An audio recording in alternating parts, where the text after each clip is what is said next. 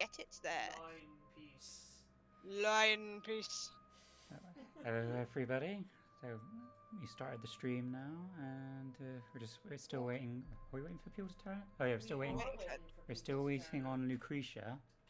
Yep, but that's And fine we'll be because good it to means go. I get to sew more Ping's on the wrong panels. screen up there. Because I am doing a D20 dice box commission. Oh, Ooh, what colours? Purple with light blue numbers. That's really cool. Where are my snips? Oh god, they're in the fan. Okay, let's turn the fan. So Why are they in the fan? because they balance in the fan. I'm dangerous. That's why. You live dangerously. Like they stab through one of the holes, and I just put them there because then I can reach them. Oh, hey, But I've Photoshop streaming. I've turned the fan to the side so that it's you not don't going down the say. mic. Also, today's robot is a wedge existential crisis. I love wedge existential crisis. He's a wedge. I mean, technically he's a ram, but That's the wedge existential crisis. yeah, he doesn't know what he is. Yeah. Is he a wedge? Is he a ram? I'm not considering chronic fatigue being here because it's currently in pieces again. Because I'm painting it. Technically, I am here. Technically, I am here. You're not the robot. You're not chronic. The name's You're close not. enough. You're not chronic fatigue. Yeah, I think I might call one of the other ones stagging pain. I don't know yet because it's a stag beetle. Oh my god. So I've got. I feel like I should explain to the audience about this real quick, because otherwise I'm talking weirdness.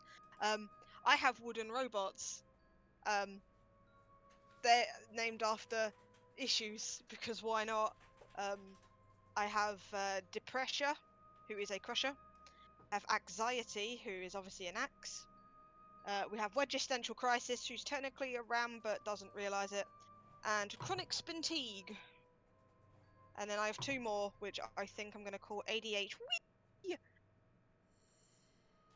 And I'm still debating on the stag beetle.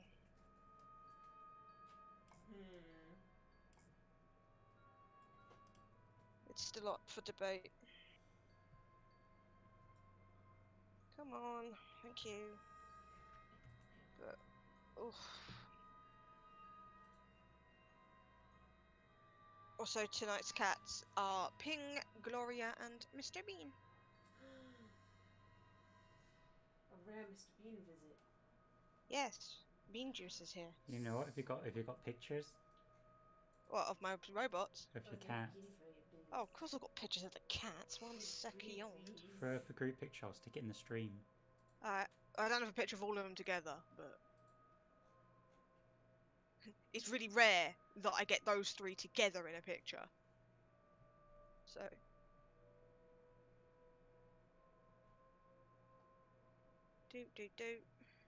In this one.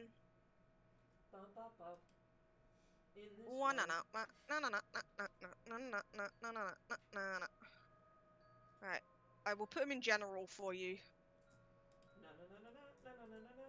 Okay, so here is baby Ping. Load you, bitch. Thank you. So there's Ping. Hello there. Hello. Here we have. Hello, hi. Hello. Hello. Today's Here is stream brought to you Gloria. by Ping. Oh, she went right past. Hello? Hello. What? Ah! Other way? Oh, other way. Good morning. Oh wait, hang on. I'm getting ready. What's this thing called morning? I haven't even slept yet. I know, Yeah, right? we saw her for a little bit when you went to that side. And there's Mr. Bean for you. Once it loads again. There's the bagel. Ping picture. It's him. It's the Bubble. bagel. It's the bagel.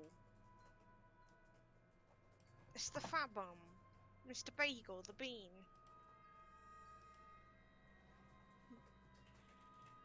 Stream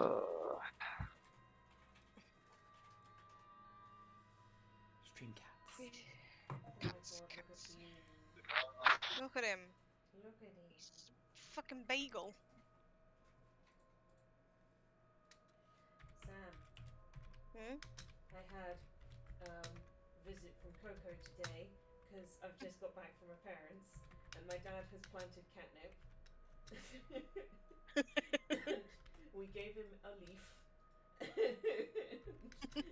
He was drooling and everything got rubbed. Yeah.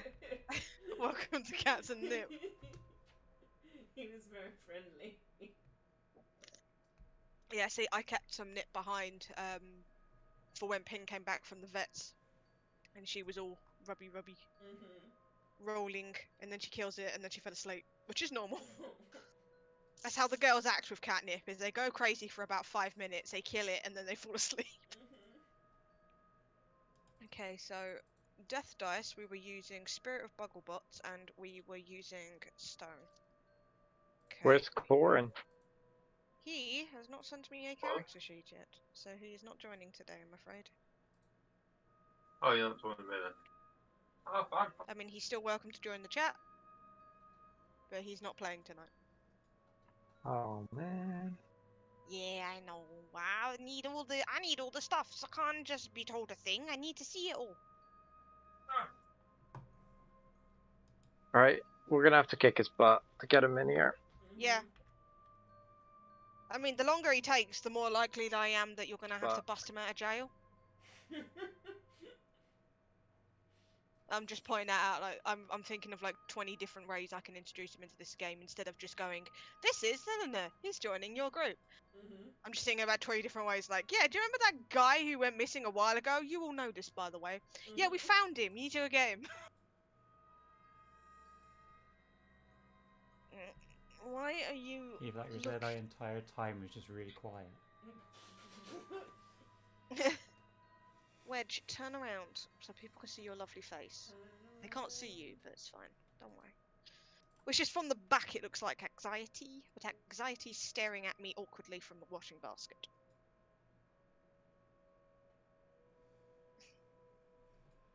And shortly after naming it, I thought I should have just called it Virgil. But then nobody would have got that reference. I'm guessing it's a Robot Wars reference. No. Thunderbirds? No, not Virgil Tracy. Star Trek? No. It's not even worth even trying. Okay. Transformers. No. J Decker. No. It's not from J Decker. J Decker. That's the same thing. Okay? You can't say it again and expect it to be right. That's not how it works. Mike Saunders. Mike Sanders. What? No, Sounders. Oh, you're talking about Mick. You're talking about Mick Sounders. No. The robot that played a bridge. He did. Yeah. That was weird. First American giant robot ever. Yeah. He has like Plays a bridge. an amplifier in his chest, I believe, and he surfs on a flying disc thingy. He surfs on a mini disc, alright. Got a mini. Man, when was this made? Oh, like. Very long. Like, long I and imagine old. around 2006, because like I'm pretty sure the mini disc was a thing for maybe like 1 or 2 years. Let me check. Mick Sounders. Before we start up again. Go Geiger. Go Geiger.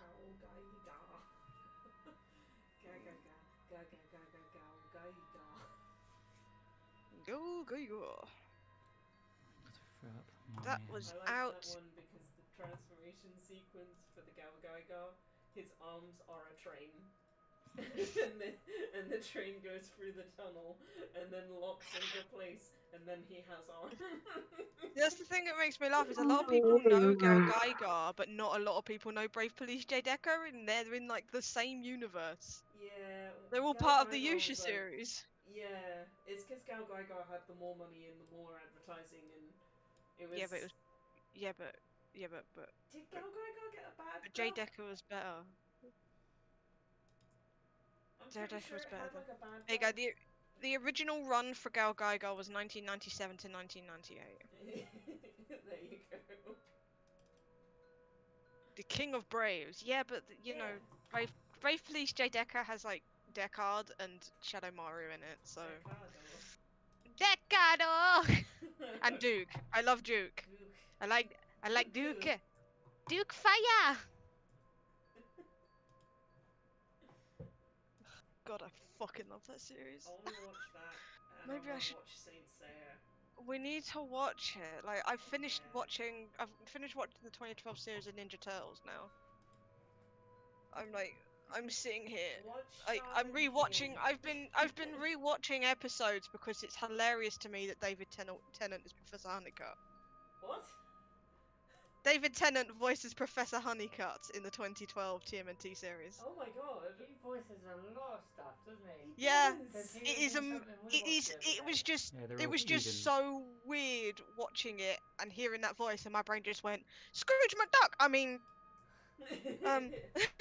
Yeah, Sam, there's a show on Netflix. I think it's quite a short one about it's like post-apocalypse, I guess, where there's a bunch of like civilizations now been replaced with robots, and a couple find a child, which Like they're a trying couple to of hide. robots find Yeah. a child. And one of the robots is David Tennant. It He's looks playing lots of right robots up these your days. alley. Hmm. Yeah, Well, lots of I don't robots. have access to Netflix, so I might find it online somewhere. We will find you a way. Okay, is everyone ready to go? Yeah. Yeah. Yeah. About as ready as I can be. All right then. Yeah, because otherwise I'm going to be talking about robots all night, and you know it's 1:15. Okie dokie. Oh, please talk about them all you like. I will be here all night. Like quite literally, I was up until 2 a.m. talking about robots. Okay, so in the last episode of Dunda, the team finally managed to kill the gigantic zombie who didn't seem to want to die, and unfortunately found the corpse of a tiefling cleric bearing the symbols of Kyros, Clink, and Titaran. Upon checking the body, Crom found a note in the tiefling's hand, stating that his name was Xander Monroe, and the letter was to someone called Damocles. Moving into the next room, upon Crom giving final respects to the tiefling, they were faced with another puzzle. This one being a strange mirror that they couldn't see themselves in, and also a table and chair that they couldn't see in the room but could see in the reflection. After much deliberation and messing around, it was eventually found out that the empty vials that seemed to be empty in the chest, some of them actually contained a liquid that they couldn't see, and Zarlin pretty much almost immediately drank it, becoming invisible. Where she suddenly could see herself in the mirror, and she could see everything that was invisible. She found a book, which she kept to herself for now, and soon afterwards the puzzle was solved. After a fight with a very dodgy drawer.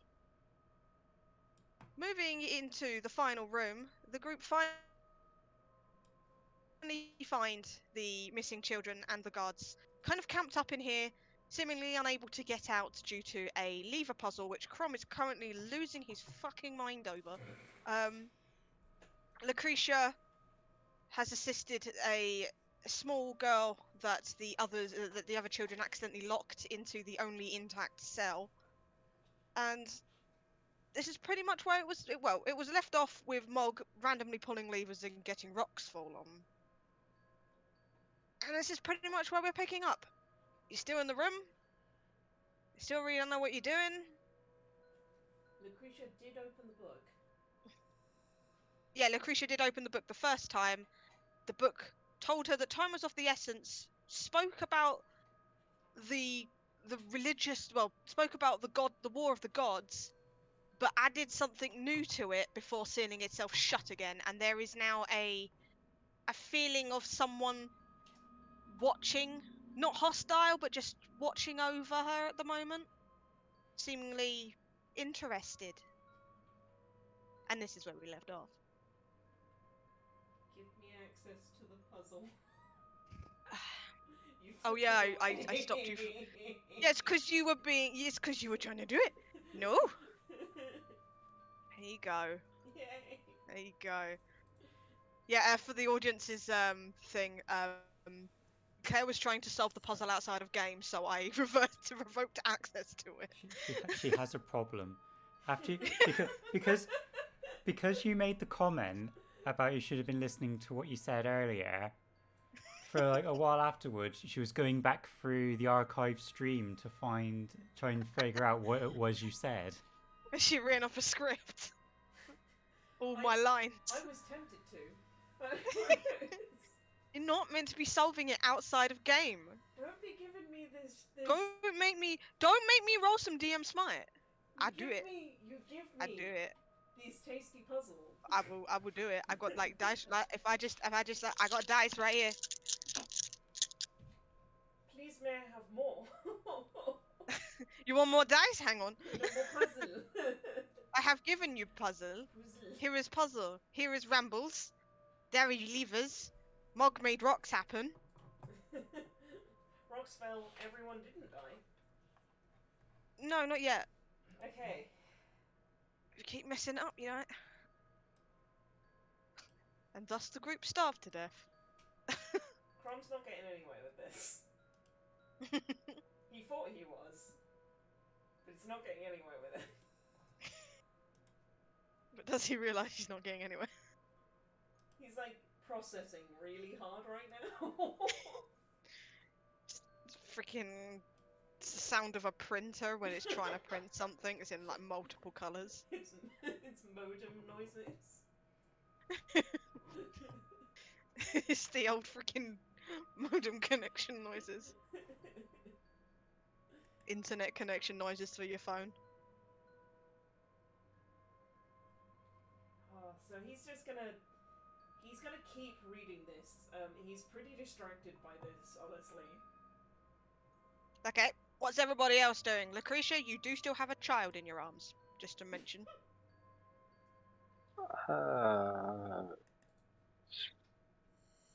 I mean, I'll probably go over to take a look at the puzzle, or just have a look. What part of the puzzle are you looking at? Are you looking at the paper that Crom has, or are you going over and looking at the levers? I'm gonna look at the levers, and I'm gonna like investigate to see if there's any that have been more used than the rest. Okay, roll me an investigation check. Oh, let me pull up stat.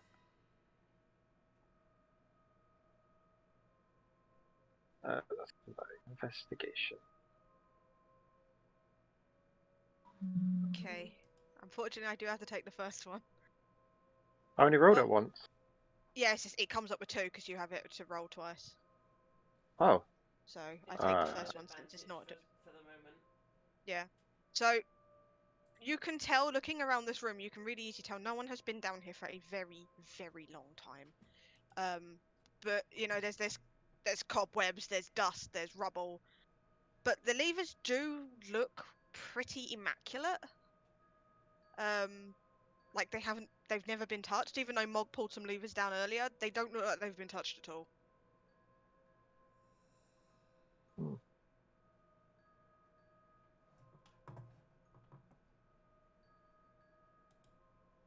Okay, fair enough.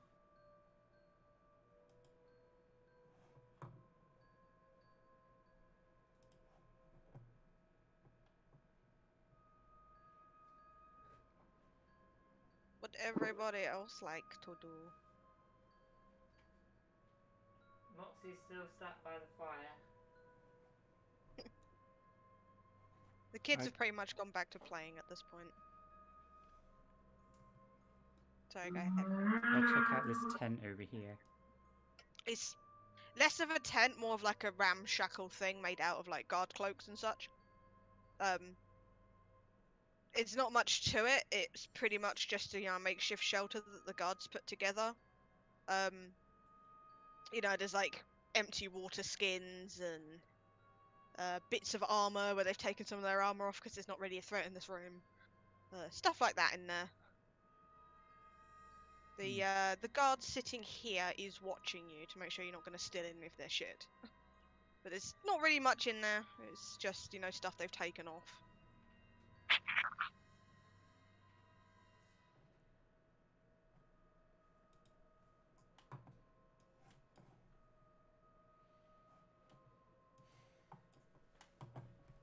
Okay, so Crom's gonna get like really frustrated with this, and at a point where he just can't figure out the answer, and he's just gonna go.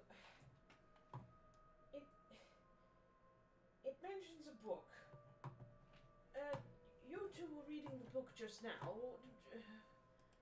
You said something about time being of the essence. Did it mention anything about the levers at all? Maybe some sort of extra part of this that would make more sense? Well, to be fair, the book is closing on me every now and then, and for some reason I cannot seem to pick it. It closes on you?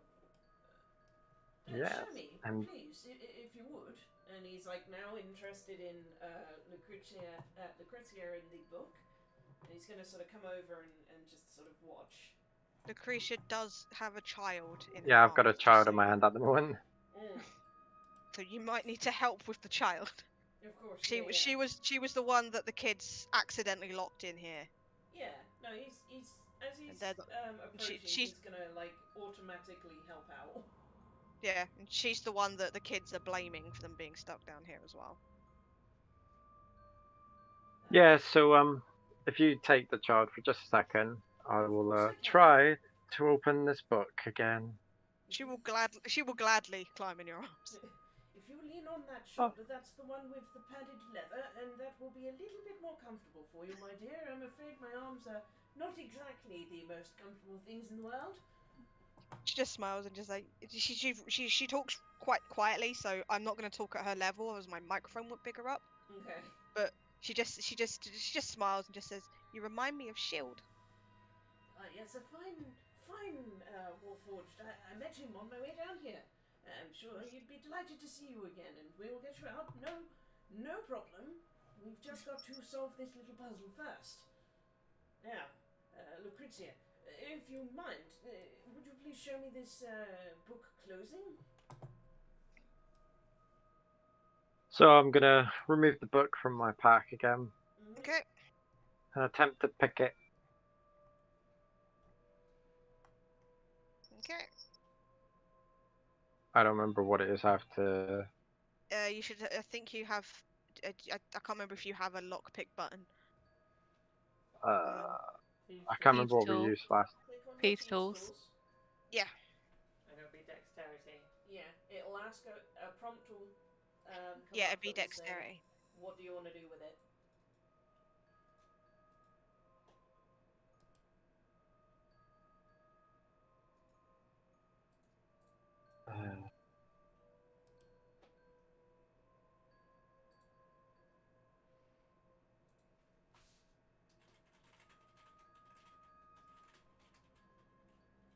Very nice.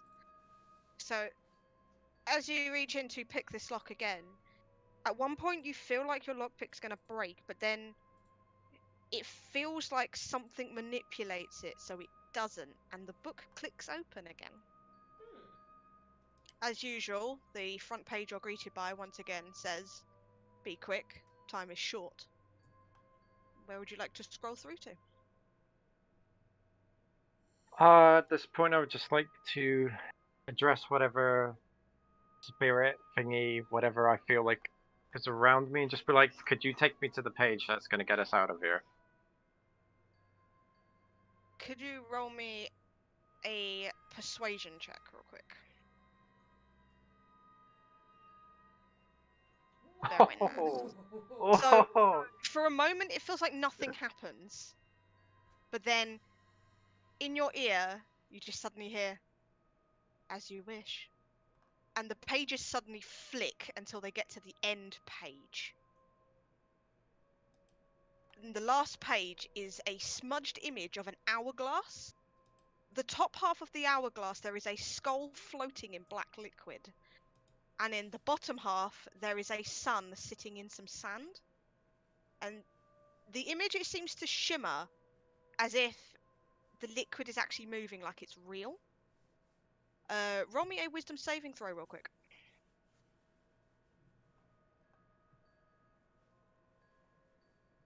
I clicked the wrong one. Yeah, that's just a wisdom check. It's a wisdom save. Yeah. I always get confused between which one's which. That's okay. So, staring at this image, for a moment, it feels like you're losing knowledge in your mind.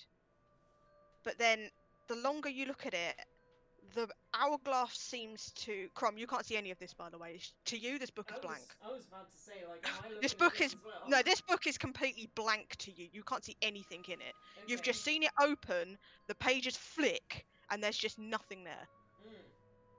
So as you're looking at this, Lucretia, the hourglass seems to shift until it looks like a face.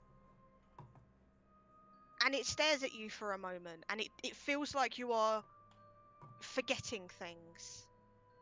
But then it smiles slightly, it nods once, and it vanishes. And then the book snaps shut again. And you hear a voice in your head just say, "Well, if you wanted my help, you could have just asked earlier.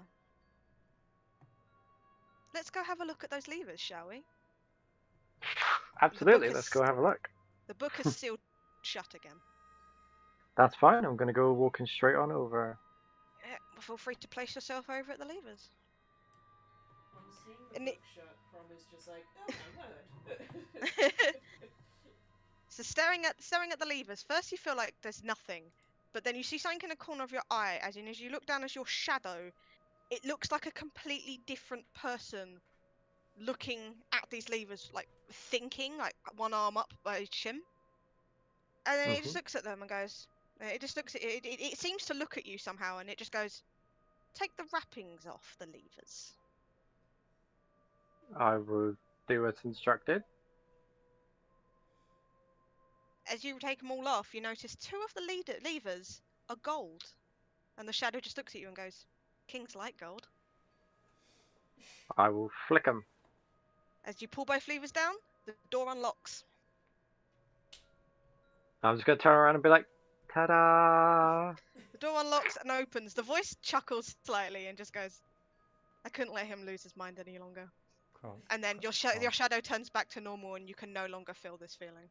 Crom, are you okay? Oh man, you could have tormented him a bit longer. It was entertaining. He's gonna look like from the riddle to the levers and then kind of like try and figure out where that was in the puzzle. Like, oh, they were wrapped in gold. It's so simple and Smoke starts like pouring out the side of his head.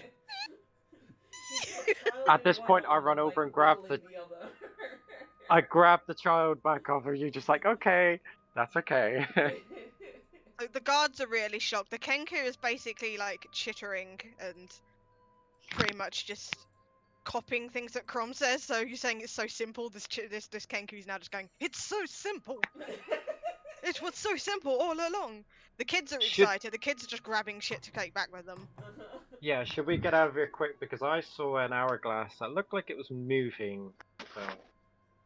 And beyond the door, as you can see, there are stairs leading upwards, and at the top you can see the night sky.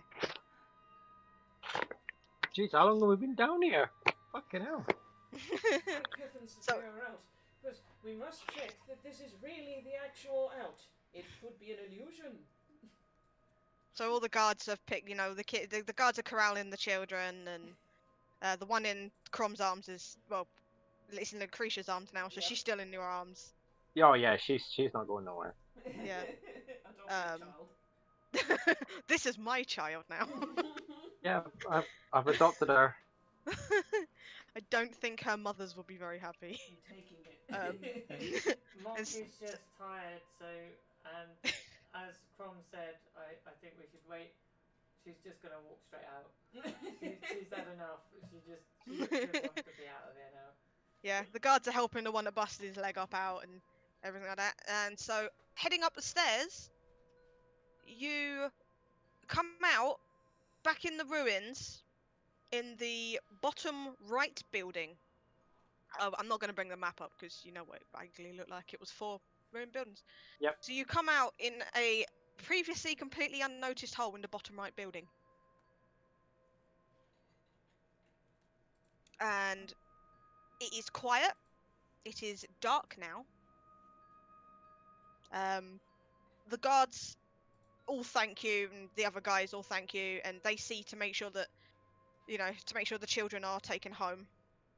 At the entrance, there is now, instead of the guy before, Shield is still there, and there is also a second Kenku, who, upon seeing Chitters, is very happy, and the two start chattering away to each other after sharing a hug.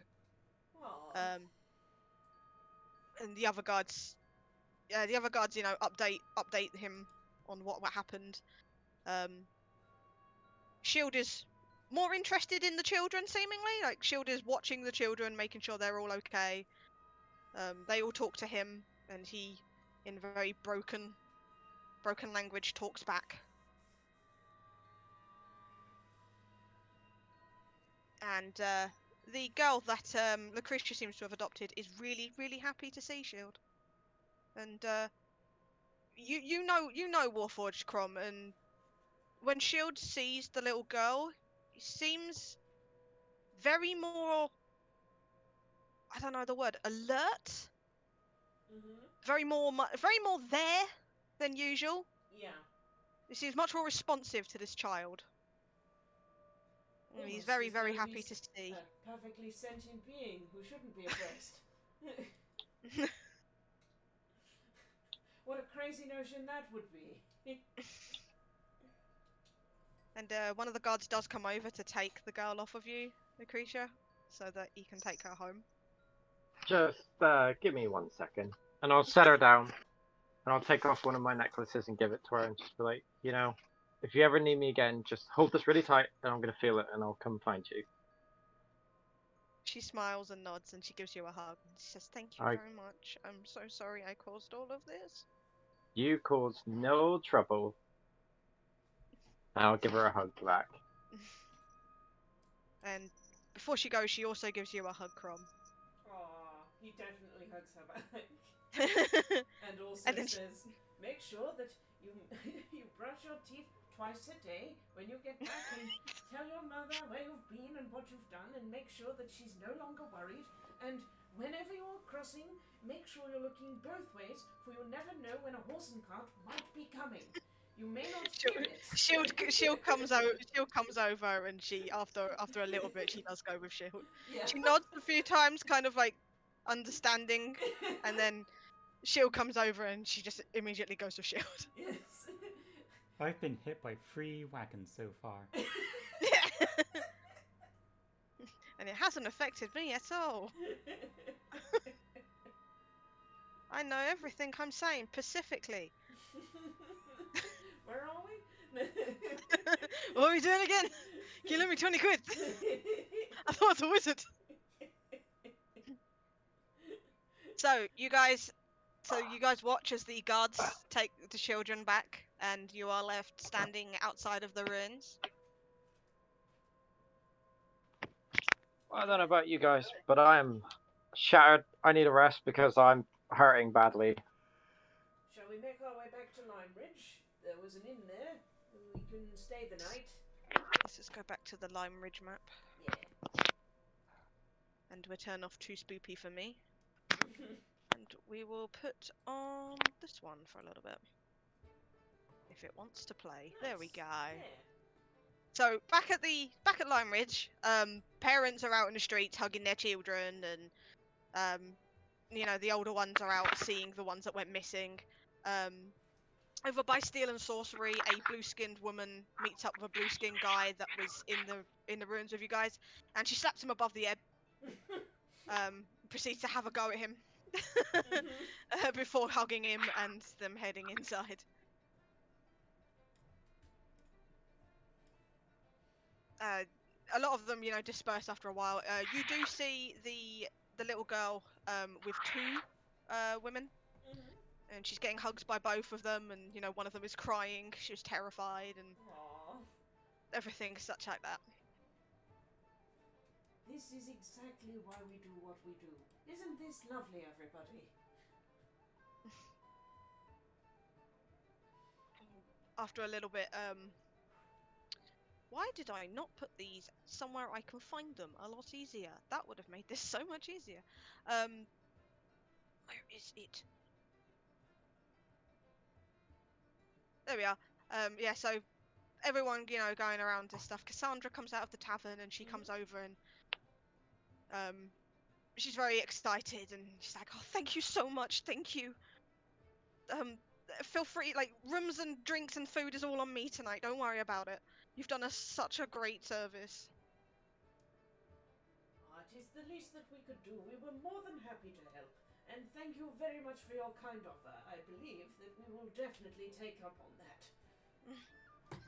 She's nodding enthusiastically. She kind of heads back in, shouting at a bloke. She's like, "Get the food on! Get the best stuff!" Yeah, that's all you hear is just, "Herman! Get the wine!" His name is Herman? Yeah. You never learned about the other people in this place, but yeah. Oh no. Yeah, she sets about getting everything sorted. She pushes loads of tables together so you can all sit together in a nice big table, and several other townsfolk come in to to celebrate, and it's just generally a very, very nice night in the tavern. You guys have free access to as much alcohol if you want, so if you want to get shit-faced, feel free. Cassandra, basically, if they have it, she will make it for you. Well, Herman will make it for you. They essentially want you to realise how much you've helped them in this tiny hamlet. Aww. Zaling walks up to the barkeep and is like, I say, what's the local specialty? Cassandra will look at you for a moment and she'll go, "We don't have any places here, but we have one very nice specialty from the Hara." And she says, "Give me a moment," and she heads out back, and she's gone for a little bit. She comes through with a very, very fancy looking wine bottle, like this one of those wine bottles that looks like it's made of crystals. It's not really, but it's one of them. It's got a red tassel in the top and everything like that. And she shows it to you, and it's called the Dark Ruby. And she smiles and says, "I was saving this for a very special occasion. This comes from a place that no longer exists in the Hara because of the war." Ooh. And she says, "Would you like to try some?" I would indeed. Thank you very much. I'll bring it over to you, darling. And you see it just pop the cork, and it's weird because if you're watching her pop the cork, when she pops it, it's like a bit of glitter comes out the top. It's so fancy. That's the ritzy stuff. It's real fancy. Is there enough to share around with all of the legal age people in the bar? It's only one bottle. There'll probably be enough to go around you guys and Cassandra, but there's probably not enough for the entire bar. Unfortunately, it's not a humongous bottle. But yeah, she brings some over to you in a very nice wine glass, and it does look like there's glitter swirled in it. It's a really, really rich red, and it does look, if you swirl it around, it's like there's a bit of glitter swirled in it. If you've ever seen that gin that's got edible glitter in it, it's like that when you swirl it. I'm just getting flashbacks of this gin that Quinn got at Christmas one year, and it was just glitter swirling. I just shook that bottle up all the time just because it had glitter in it. Like a glitter whirlpool. Yeah, that's basically what it's like. Is like if you twirl it around, there's just glitter, like edible glitter in it. It's very fancy. But yeah, you guys eat like kings, queens, and other beings of royalty. You can drink until whenever you wish. Over time, people will eventually start piling out because they do have kids to make sure they're in bed. Okay, question here.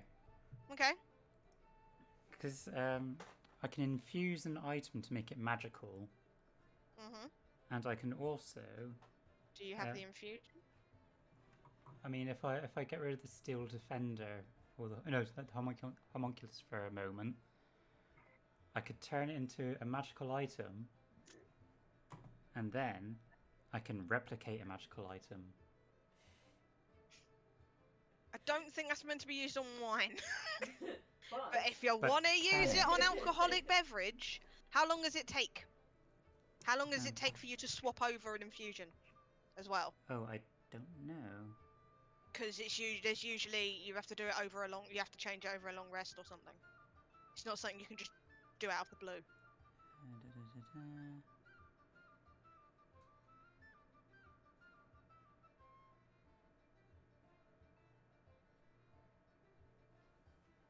Okay, don't say anything on the replicate magical item. I'll check the homunculus.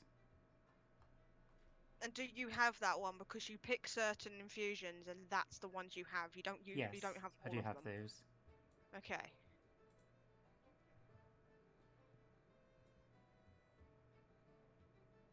whenever you finish a long rest, you can touch a non-magical object and imbue it with one of your artificer infusions.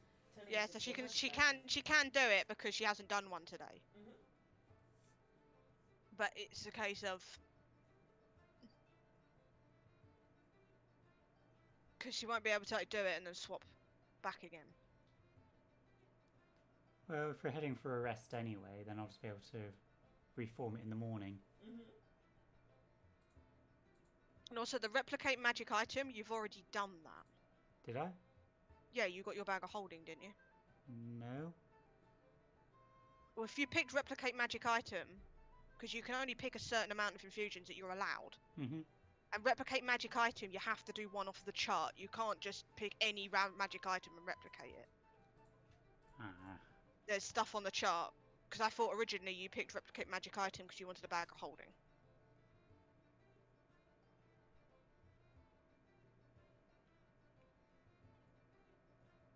Because when you pick replicate magic item, you essentially pick one off of the list, and that's the magic item you just made.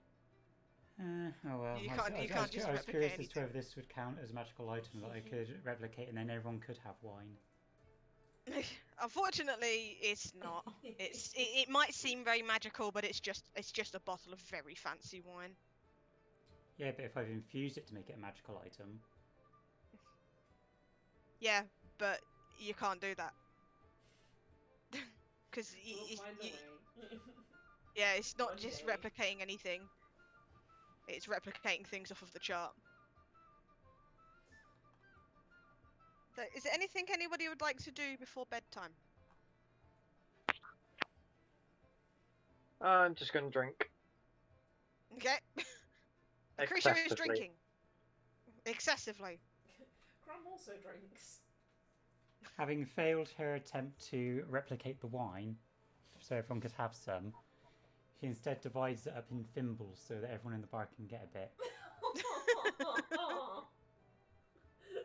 I mean, none of them are really, like, nobody's gonna really refuse a free shot. So, pretty much as people are leaving, they would thank you and take a free shot of expensive fancy wine. Seeing this act as well, Crom definitely will be giving also his one over after his sip. So that there's more for Fimbles.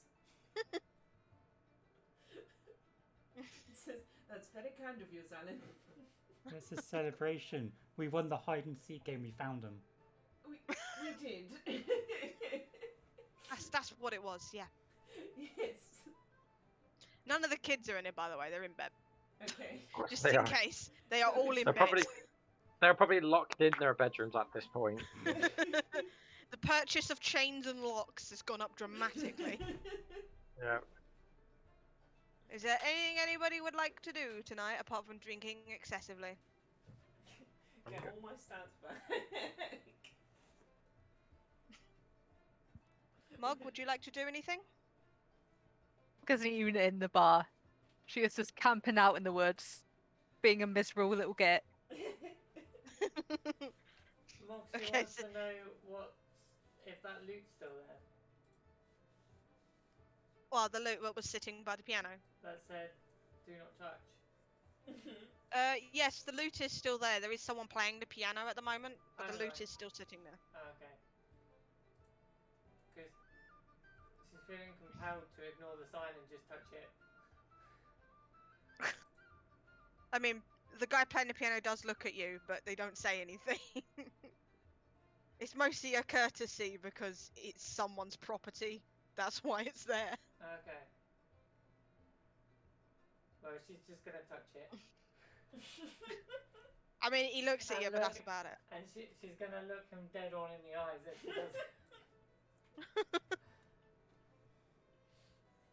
It's He's her not way as- of unwinding. Yeah. It's causing mischief. Well, if you're camping out tonight, Mog, it is very nice and quiet. If you're staring up at the stars, you might see a couple of bats fly by, but it's a very nice, quiet night out here. Oh, Okay, they're heading up to bed. I'm guessing eventually everybody will go to bed. You are all given whatever kind of rooms you like. So if you'd like to share a room, you are given a shared room. If you'd like your own rooms, they have plenty of rooms here, so you can all have your own room should you want it. Is there a well anywhere? A well, Yes. not in town, no. Oh, a These- bathtub. There are bathtubs. You're all given like the very fancy rooms. I'm on the wrong one. There you go. You're all given the fancier rooms. Every one of these rooms is a very decent bed, a window that overlooks the town square. So if you look out of it, you might see Shield on duty. There is a chest of drawers in every single room with a lockbox for safekeeping, with a key sitting on top for the lockbox. Has It's about anything big enough. been left behind by previous people? Well, it depends on which room you're in. Okay. Are you in a single room or a double room? Single. Okay, roll me an investigation. Let's see. Let's see if you get lucky. Investigation. Yeah, I'll give you that. So when you enter your room, you have a lockbox, but it is locked. There's no key to it anywhere. It's just locked. I'm gonna pick the lock. Okay, you can try and pick the lock. Unfortunately, your lockpick snaps, Oh, and you don't open the lock. that's a shame. Where am I gonna put my stuff?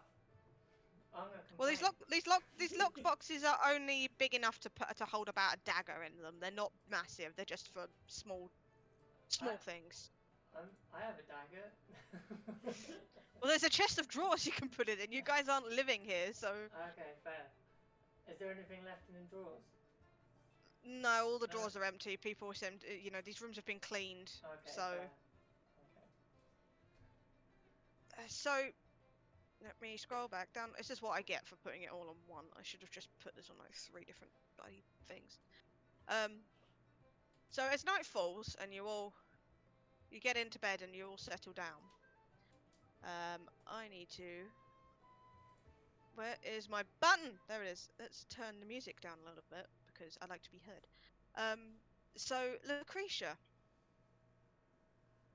since you were the one to get this, as your eyes slowly close for the night when you finally go to sleep, in the last split second before you succumb to a peaceful darkness, you swear you see something shift in a shadow in your room.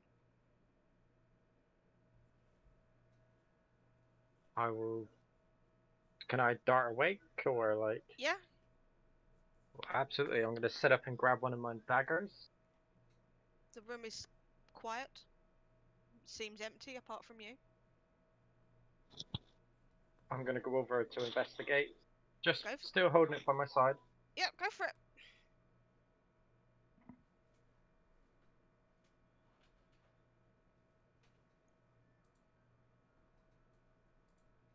I wouldn't need to turn that off. I don't know how. That's alright. So looking around your room, you've rolled so many nat 20s. You've rolled 4.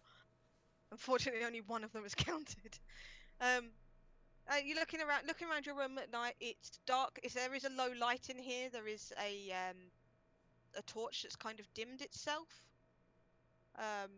It's got a very, very weak flame, so it's giving a little bit of light in here, but it doesn't seem to be anyone in here but you. It's quiet. It's dark.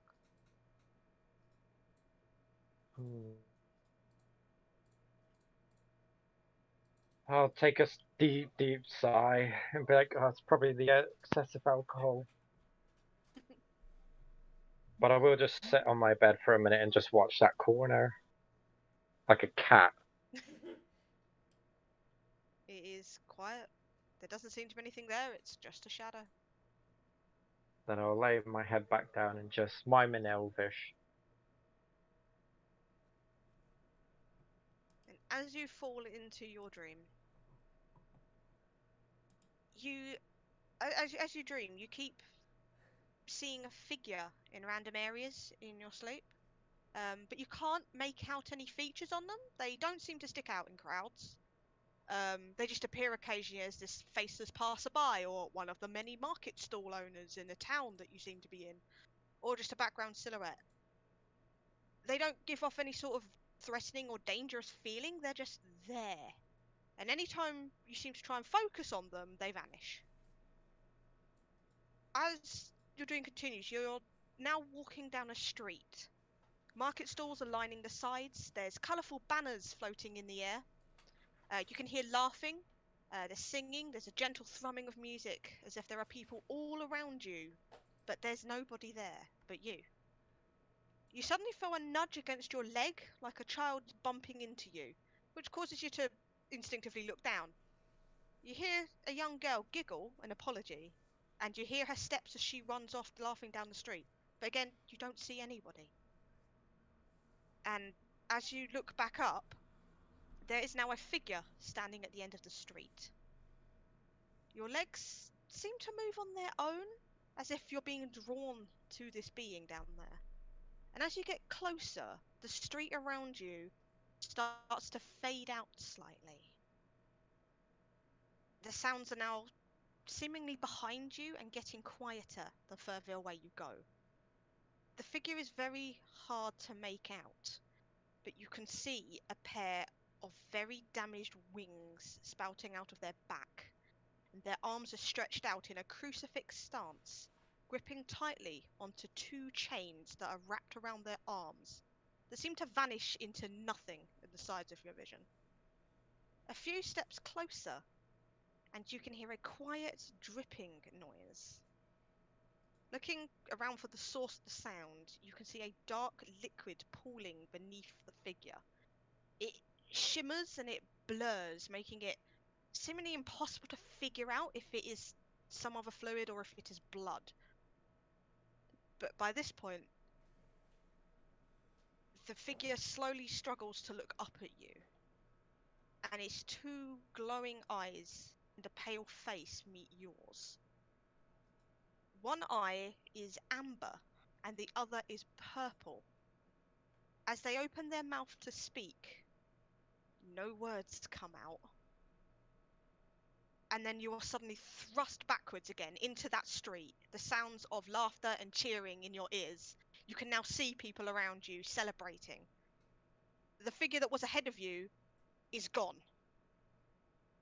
Roll me a wisdom save real quick. Kind of wish I put some points into wisdom. Oh, fuck's sake. As morning comes around and you hear the birds outside, you cannot recall anything from that dream. Oh. Ah. That means I have to delete everything I just wrote. Well, you can just italicize it because later on in the future you might remember it. But Oh, yeah, I'll leave it there. you That cannot part you cannot forgot for now. currently remember. You remember that you had a dream, but you cannot currently remember any of the details in your dream as the morning comes round. Fair enough. I was like, oh, too much drinking. Yeah, you've got a little bit of a headache from a hangover. Yep.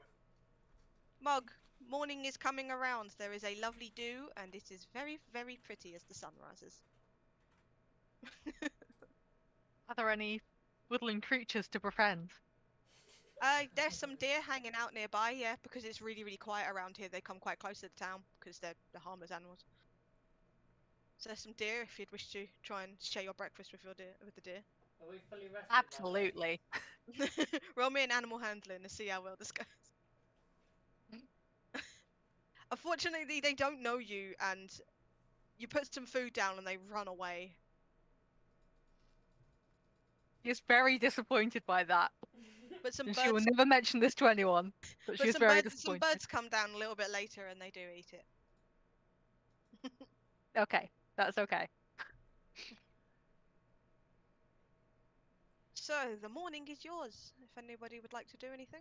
Does the +5 from our buffs that we received the day before get taken off? Yeah. Oh yeah, They that would've- ran out. Yeah, Aid and Shield of Faith would have both run off by now. Cool. They only last for 8 hours, and Shield of Faith 10 is minutes. 10 minutes. Okay, well, I bring back my homunculus. Okay. And, you know, I'm going to activate that as well. Activate what? Oh, hang on. Oh, I thought it came from the chat. Oh, no, wrong one.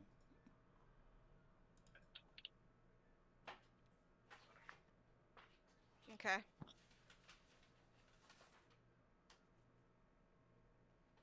So the morning is yours. It's the birds are singing outside. It's very, very nice.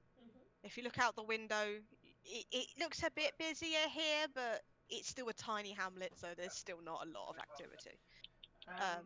Moxie wants to pop into bits and bobs. Is it open?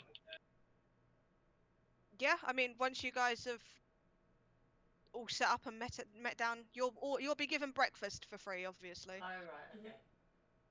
So Cassandra, as you're heading down the stairs, you could probably smell some fresh bread baking and a bit of bacon. Probably there's usually quite a bit, and yeah, she will, ask you what would you like for breakfast, and she will oblige as well as she can, because of course, obviously it's a small place; they're not going to have everything. And then the morning is yours, so you are free to do anything in town if you wish, or you can start heading back. It is up to you. Yeah, what's in bits and bobs? Yeah. Let me scroll up. Oh, of course, past Sam has dicked me like this. Yeah, alright, I'll make this up as I go along then. Screw fucking you. Also, Right. Almost if like it, a DM does. if it's not open It's- yet, I'm just gonna stand in the door making eye contact with the person who's working in there, getting ready to open. Well, the store will be getting ready to open, so Okay.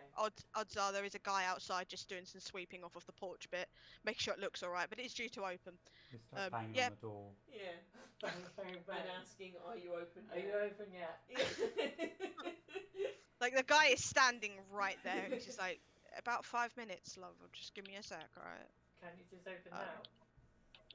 No, 5 minutes. You might have saved the town, but give me a fucking minute.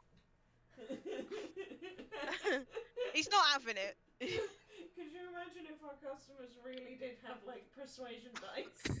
No. Yeah, you turn up somewhere 5 minutes towards closing. Roll me a persuasion. Can I still get a sandwich at this time? Roll me a No. persuasion. Yes, I guess so. Yeah. If he's not having it, I could. Moxie's very impatient. Yeah, like, after that, he literally would just say 5 minutes, and he goes back to sweeping. No, 9:30, mate. No. Ain't 9:30 yet. Look at your fucking watch. Your watch is too quick. Fuck off. I look at my sundial watch. Bit So, cloudy today. yeah, I'll so- have to like adjust it. So past Sam has dicked me with this one because once again I've got a nice little note that says you're gonna have to ad lib this, so we're gonna have fun. So What? when Bits and Bobs finally does open, the guy that you saw at front is goes in and is behind the counter. Are you Um, open now? Moxie wishes to summon the manager. He is the manager. So this is a general. This is the general store for this town. So it sells things like small amount of groceries. So it sells bread, it's got vegetables, all that kind of stuff. It's got a little bit of adventuring gear. They don't sell a ton of it because usually people coming through have everything they need. They just sell things like they've got some rations. They've got like maybe a tent, like a single 2-man tent. I don't know where Crumb's running off to. Does he sell any herbs? So he's like, yeah, I've got some herbs. You looking for anything in particular? I think, hang on. What herbs have you got? Well, you've got your standard stuff. We got the normal cooking herbs like oregano. We've got some basil. We've got some mixed. Have you got any... Go on, I'll have some mixed herbs. He will show you where the herbs are. And yeah, you take down a vial of mixed herbs. And you say, "There's a couple of copper." I want, Hmm? I want 50, 50 herbs. 50. I need 10 gold's worth of herbs. I haven't got that much. Well, what have you got? He just gestures to the store. Have you got any pickled octopus tentacles? If you're wanting like massive spell components and shit, I suggest you go next door to Sterling Sorcery. Because Okay. that's who deals with that kind of stuff. I'm just a general shop. I have a few bits. Okay, fine. I'll be shopping in Steel and Sorcery from now on. That's no problem to me, love. Have a good day. You just lost yourself a customer. It doesn't have many anyway. It's fine. He's in a hamlet with like 12 people in it. It's okay. Right. What do I see as I approach Steel and Sorcery? In Steel and Sorcery, as you come up to it, let me scroll again. Hang on. There we go. So, outside on the left-hand side, there's a forge, and there is a blue-skinned guy who was in the puzzle dungeon with you. He's there working at the forge, and then on the right side, there's a building that you can walk into. It's got an open sign up on it. Cool. Right, I'm gonna walk in. First of all, I'm gonna go, alright, to the guy outside. And Yeah, then, okay, and go, morning. And then I'm gonna walk in. You are cracking up slightly. I cannot hear you. I'm gonna walk in. Okay. So, walking in, that you can immediately smell the incense in the air. Oh, that's good. And behind the counter, if I can find her, can we find her? Of course we can't, not when I need her. There she is. Once it actually decides to work, that'll be great. Is it worked? Yeah. So behind the counter there is the girl that you saw the other day slap the other blow by behind the head. This is her. Okay. Nice big picture for you. She is standing behind the counter, and as you come in, she goes, "Oh, good morning. I wasn't expecting anybody this quickly, but hi, how can I help you?" I can smell some incense. How much incense have you got? Well, quite a bit of incense. I get it by the box load. How much are you looking for? About 10 gold's worth. About 10 golds? Yeah, I can do 10 golds. Should be 100 pieces of incense. That's Yep, I can do that. That's some intense incense. Incentive. Is that cool? Yeah, it's easily done. Okay, well, I'm going to spend 10 gold on incense. Okay, she will go out back and she will gather it all for you, make sure it's all there. And bring it out in a very nice sealed box for you. And say, here you go. Anything else you'd like? Right, hang on a minute. So that's 100 incense, 10 gold off my thing.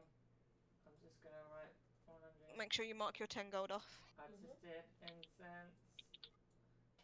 not to be insensitive. Right, there's that one. Do you have any pickled octopus tentacles? Ooh, that's a fun one. Let me have a look real quickly. And she goes out back just to go and have a look.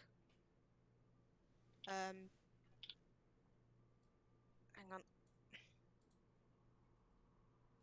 I'm just looking for something real quickly. Okay. So she's out back for a little bit, looking around. If you're looking around the shop, this shop seems to be kind of split into two slightly. Okay. On the right side, there is a wall which is adorned with shelves that contains potions of various hues, parchment, ink, other general stock supplies. The lower half of that wall, there are hooks, and on the hooks there are clothing made out of beautiful fabric, mostly cloaks and dresses, but there is like a small shelf with some gloves on as well. And then near the counter, at the back of the shop near the counter, there's a closed glass door cabinet, which has got like a small selection of hand-carved animal figures made out of different material. Oh. The other side is full of the other side of the shop is full of shields and just very generic shields and swords and fighting supplies that are obviously made in the forge outside and then brought in. Fair. So she does eventually come back. It's like, sorry about that, honey. They don't get used very often, so they were quite far at the back. But yes, we have some. How many have you got, and how much do they cost? She's brought out quite a large jar. She's like, I've got about 3 of these. There's about 10 tentacles in each of them, roughly. Oh, okay. How many are we looking for? How much is just for one of those pots of 10?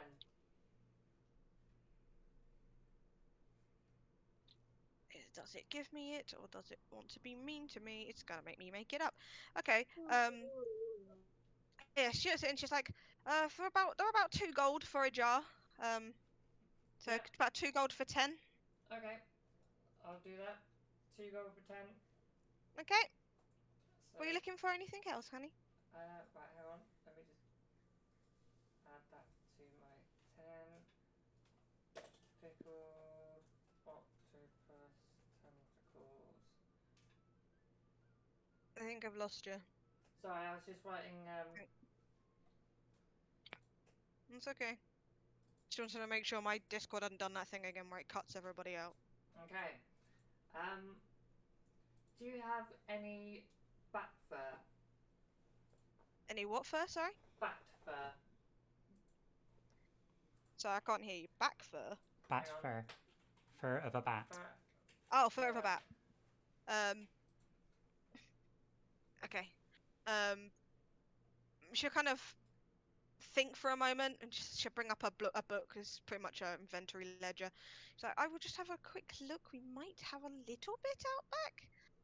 I don't think we have a lot because that's not the kind of stuff we usually get in. I will have a look for you. And Thank she you. heads back out back to go see if they have any of the bat fur. Crom's fucking off without you all.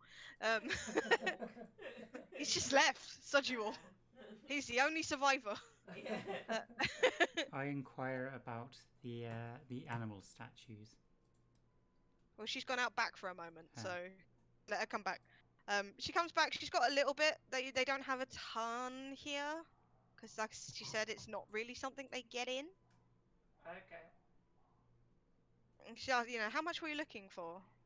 How many have you got?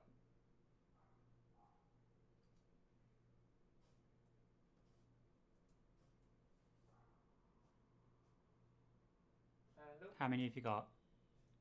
Oh, you cut out on me again today. Oh, sorry. I'm not shouting loud enough. She says she's got about 5 full pelts of bat fur. It's kind of hard to really get, so she's only got about 5 pelts. Okay. How much each? I mean, they're not really something that she gets in massively often, so she says it's about a gold a pelt, So it's about 5 gold for all of them. Go on then. I'll buy the lot. She smiles and she wraps it all up for you very nicely in some paper. And then you inquire about the figures. I do. She smiles and she says, it's a small hobby of mine. My brother, Torden, outside, he sometimes brings back metals and such that he can't do anything with. And sometimes I get these fancy gems in that I don't know what to do with, so I just make them into little animals. So if you're looking at them, Mhm. there's 3 on a shelf. The top shelf, there is a koi fish made out of garnet. Then there's a amethyst cat, a moonstone raven, which my brain wants to say monsoon because I like BattleBots too much. The next shelf, there is a crocodile made out of peridot, a wolf made out of blue quartz, a tiger made out of tiger's eye, and then at the bottom there is a rabbit made of iron and an armadillo made out of steel.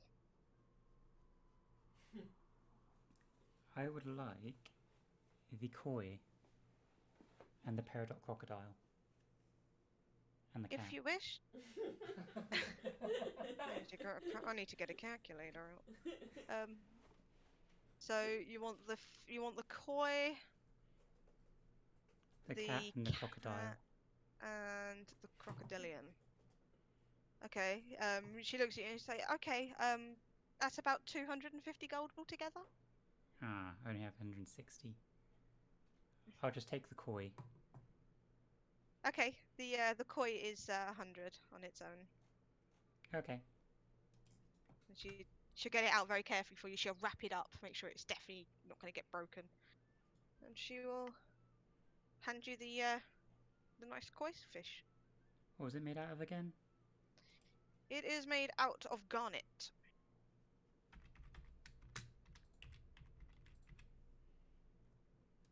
Thank you. She smiles and says, "Oh, thank you very much. Not a lot of people really care about the statues." So yeah, you own a garnet koi. Is there anything anything else you'd like to inquire about whilst you guys are in the store? Where would I get an eyelash encased in gum Arabic? It seems a bit strange of a request. I think something like that you might want to maybe inquire at the market up in Biden, or maybe down in Port Bay. Somebody might be able to try and find one on the travels. That's a very awkward thing to try and find. Okay. Okay. On my way out now, I'm going to say cheers. That will do. And I'm going to walk out.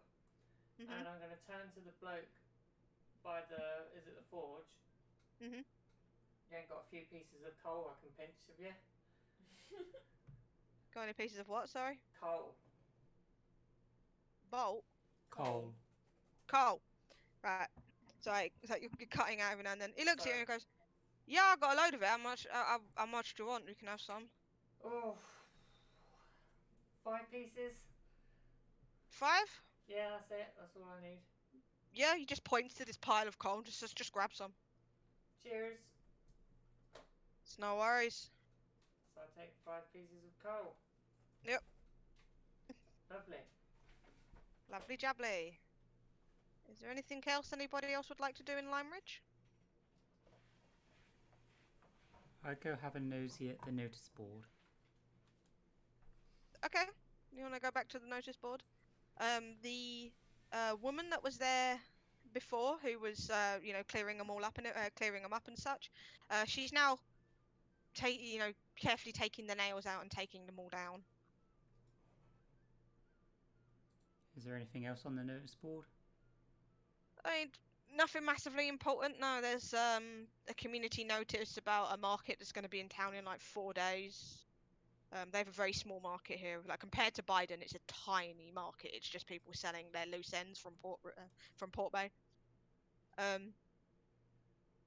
There's something about karaoke night at the Blazing Furnace. It's just your general notice board. Let's go to karaoke. You probably did that last night. I swear to God, if I have to drag you out of here, I will. Hmm. If we stay here, I might kidnap that child, so I suggest we get out of here. Oh, you can reset your health, by the way, Lucretia. You had a shit, long yeah. rest, so your Great. health is back up. And you, Mog. Oh yeah. You had a long rest, so your stuff's reset. On his little walk throughout the town, just enjoying nature and enjoying the peace and quiet. Yeah. Where is Shield? Is he out and about? Shield, you can't see him out and about at the moment, no. Okay. If you'd been looking out of your window last night, you would have seen him patrolling at night. Mhm. So you can probably guess that he probably does the night runs often. Mm. So if he's in town anyway, he'd be probably in the guard post because there's no reason to guard the ribbons anymore. But there's kids playing out in the street, and it's just a general day, really. Crom's gonna sort of poke his head in at the guard post then. I'm gonna follow. Moxie's Making heading over notes. there as well. Oh, I'm being meowed at. What is it, Bo? I am doing D&D. You can't be meowing at me while I'm playing D&D. It's the face of Bo. It is the face of Bo. It's the face of Glow. Yeah. It's the same thing, but a cat face in the middle. It's cause she jumped down out of the cat tree, and the only way she knows how to get up is via my lap. But okay, so the guard post, it's split into two because there's the stables on one side. The stables are empty, because no one's really coming through at the moment, so there's no reason to have any horses in there. There's several guards lying around. Shield is inside there. He's sitting at the back on the floor with the two Kenkus you saw the other day. Why are you meowing at me? I'm trying to do D&D. I can't do this if you're meowing. Sorry. So yeah, he's sitting on the floor, kind of with the two Kenku. The two Kenku are more talking to themselves, and Shield is listening in more than actually talking with them. But yeah, he's in there. What Crom's gonna do is he's gonna just sort of approach and say, just like, good morning. Figured I would pop in before we set off again, and just I wanted to come and thank you personally for your help yesterday. He kind of looks up at you and, like usual, takes a moment to respond, and then goes, "That is okay." I know it's not much, but I also wanted to give you a little something, if that's okay. Again, takes a moment. One of the Kenku goes, and the other one lets out like a childlike giggle. Yeah. Crom kind of like rolls his eye at them, and then he kind of chuckles a little bit at that reaction, but shakes his head and goes, "No, silly, just a trinket is all, for good luck. It is from Clink, a symbol of the deity. I usually keep a couple on me, and I wanted you to have one. If ever you are in Biden, stop by and visit the church or the guild, and you will probably find me there, and I'll be happy to help you with anything that you require." Shield kind of perks up slightly hearing the word clink. He understands this word, and he shifts up slightly because he was kind of sitting kind of slouched, and just says, "Thank you." And he's gonna hand him, it's like a little silver coin with a cog on it. Yeah. The coin cog of Clink. Yeah. The Clink coin cog. Sometimes there's copper coins of the Clink coin, but this one is a silver Clink coin cog. Maybe a cock coin. Yeah. Hello, kitty. I am DMing. Can you not? Yeah. He hands Go that up here. to him, and he just sort of smiles at him knowingly. He nods and he takes it. One of the One of the Kenku kind of like glances over it and goes, fancy. I mean, they seem to be more just joking around than anything else, but yeah. Yeah, Shield seems very grateful for taking it off of you, and he looks it over quite a bit. You know, he spends quite a lot of time examining it, and then he'll look up again and just nod and go, thank you. Always a pleasure. And with that, he's going to just sort of make light conversation and then sort of part himself out to sort of get ready to head out. And Yeah. On his way, he kind of like turns and sees Moxie and Zalin and goes, good morning, girls. I hope you slept well. I'm alright. You greased up your joints today? As loose as ever. It's always good to be limber. And he does like a little dip with his knees and like an out with his arms as he says the words limber. As you guys are standing around out there, in the corner of your vision, you do see the little girl. She's all changed up out of her clothing now, and her hair is tied up, but she seems to be bringing a small picnic over to the guard post. Aww. I think Mog just buggered off Yeah. up the road. Well, Lucretia's already waiting up here for you. Are there any horses in here? No. No? Then No. The stable side is completely empty. Moxie's just they- lost all interest that there's no horses. Well, And the she's- little girl will say good morning to you guys, and she will head in, and she immediately goes over to Shield. Aww. A Crumb girl and her definitely warforged. wishes her a good morning on his way out and says, "That's such a lovely thing that you're doing, giving them all breakfast. Good on you." And he gives her like a little pat on the shoulder. Zalid observes as to whether Shield tries to eat any of the breakfast. If she hands him something, he does. But he won't. If you're watching, like stuff that she's like putting out and such, others will take, but Shield will only try eat something if she gives it to him. Where does it go? Never you Where does- mind. There's a mini black hole in every warforged. Am I aware Lucretia. of this? Can I observe this? What? Observe them eating. Don't you observe Crom eating? Yeah, he eats all the time with you guys. Oh, he does? Yes. Yeah. It's a choice. It does nothing. Lucretia, as you're waiting around since the sun's in the sky and you're casting a shadow, your shadow's just chilling. A completely different. Like if you're standing up, the shadow is sitting down. I just feel like fucking hell. How much did I drink last night? I'm just It gonna seems- give it a It wave. seems to just look up at you and then just like in your head just go, not enough apparently. And then as the others start coming up there, your shadow returns back to normal. Oh, what the fuck is wrong with me? What's wrong? Nothing. Do I believe that? Roll me a insight check. How much are you trying to hide it, Lucretia? I'd probably say that would be that I'm hiding something. Lucretia is not. There is something wrong, but Lucretia doesn't seem to want to talk about it. Am I aware that she doesn't want to talk about it? I mean, with a Well, 15, I'm sure you could probably pick up from the nothing that. I mean, you can push it if you want, but it is entirely up to you. I am curious. Oh, I think I drank a little bit too much last night. I'm just seeing stupid shit. That makes no sense.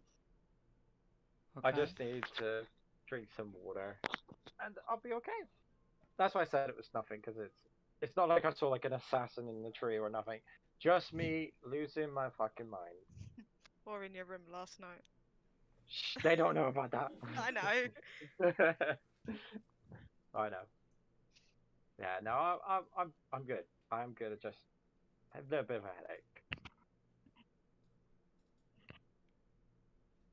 And then I'm gonna put my hood up to hide my ears. And with that, unless anybody else wants to do any more, No. No. and with that, the group packs up and starts on the road back to Biden.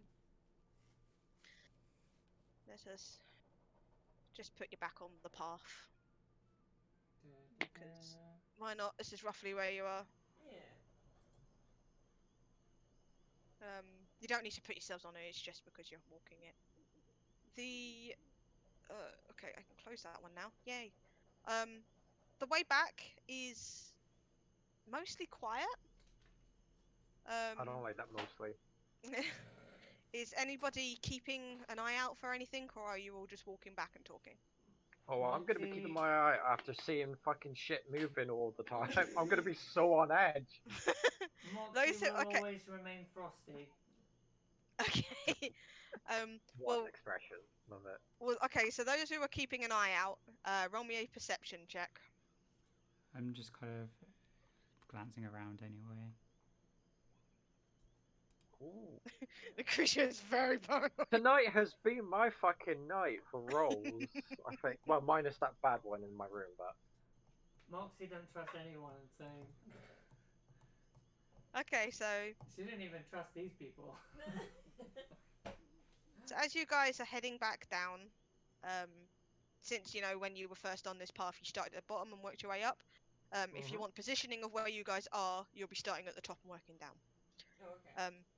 So as you guys are heading down, Lucretia, Moxie, and Crom, you guys all spot this first. Lucretia definitely spots it first, and you guys pick it up shortly afterwards.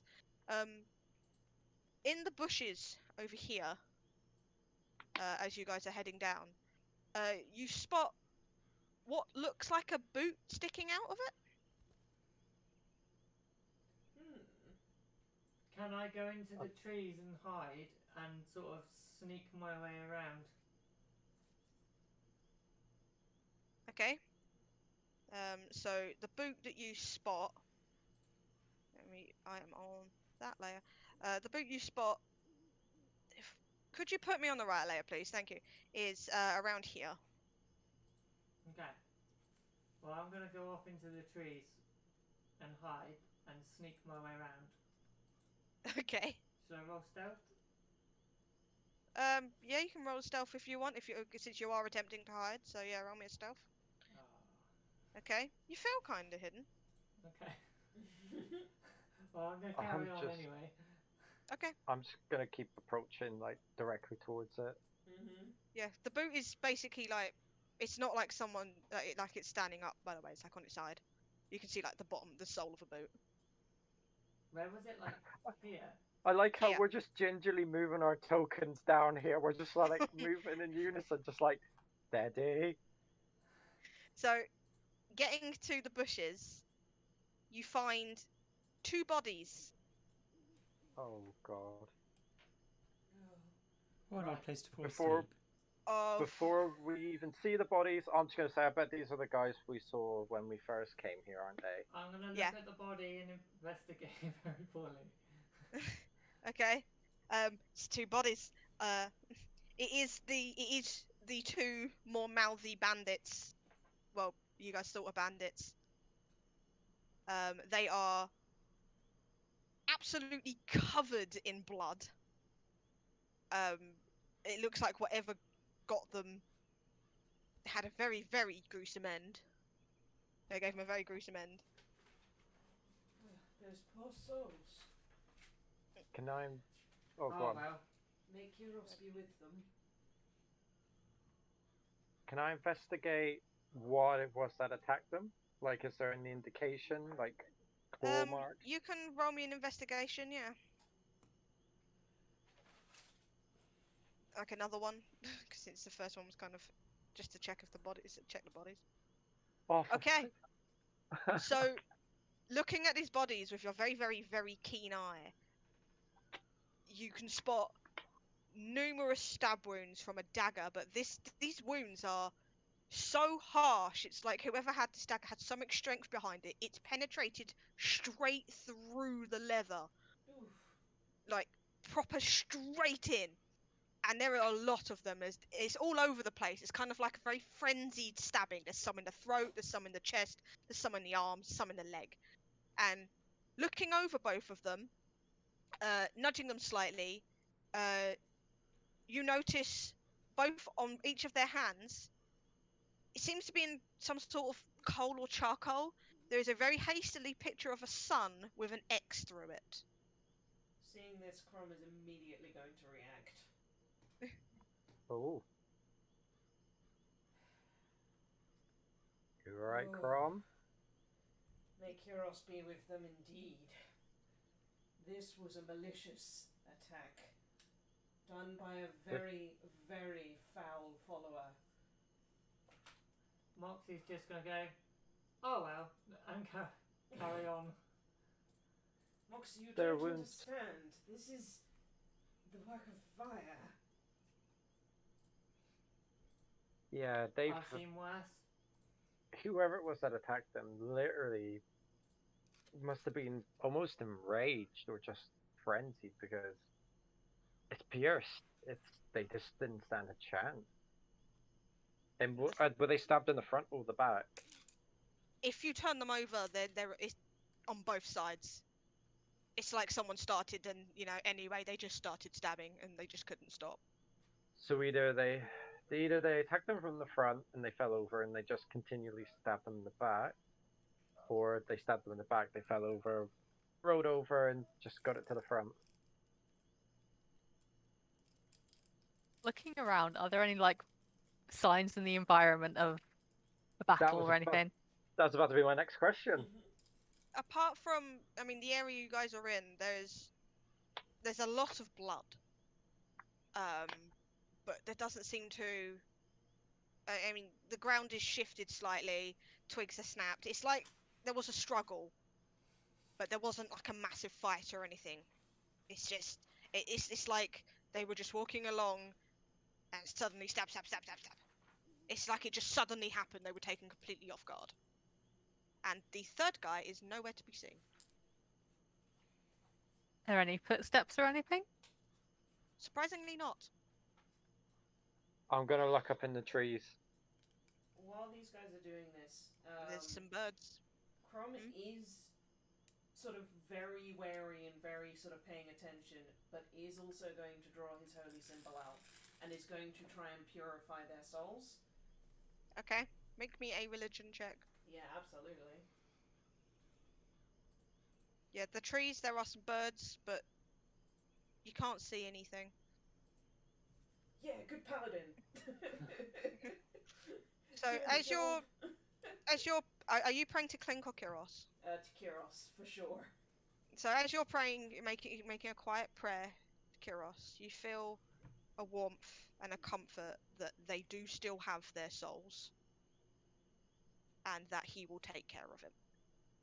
That reassures him greatly, and what he does is, seeing that this is sort of removable, he's going to get a little bit of his water skin out and sort of where their hands are, the ones that are marked, he's going to pour water on the mark to try and get it to go away. Yep, it will wash off. Yep. Yeah, it seems to have been something like a bit of coal, a bit of charcoal or something. And like once he's done with that, he just sort of folds their arms up on their chest and sort of puts them in a much more decent and dignified position. Just ignore these rolls, I'm just testing. Yeah, I fixed it. Yay! Hey.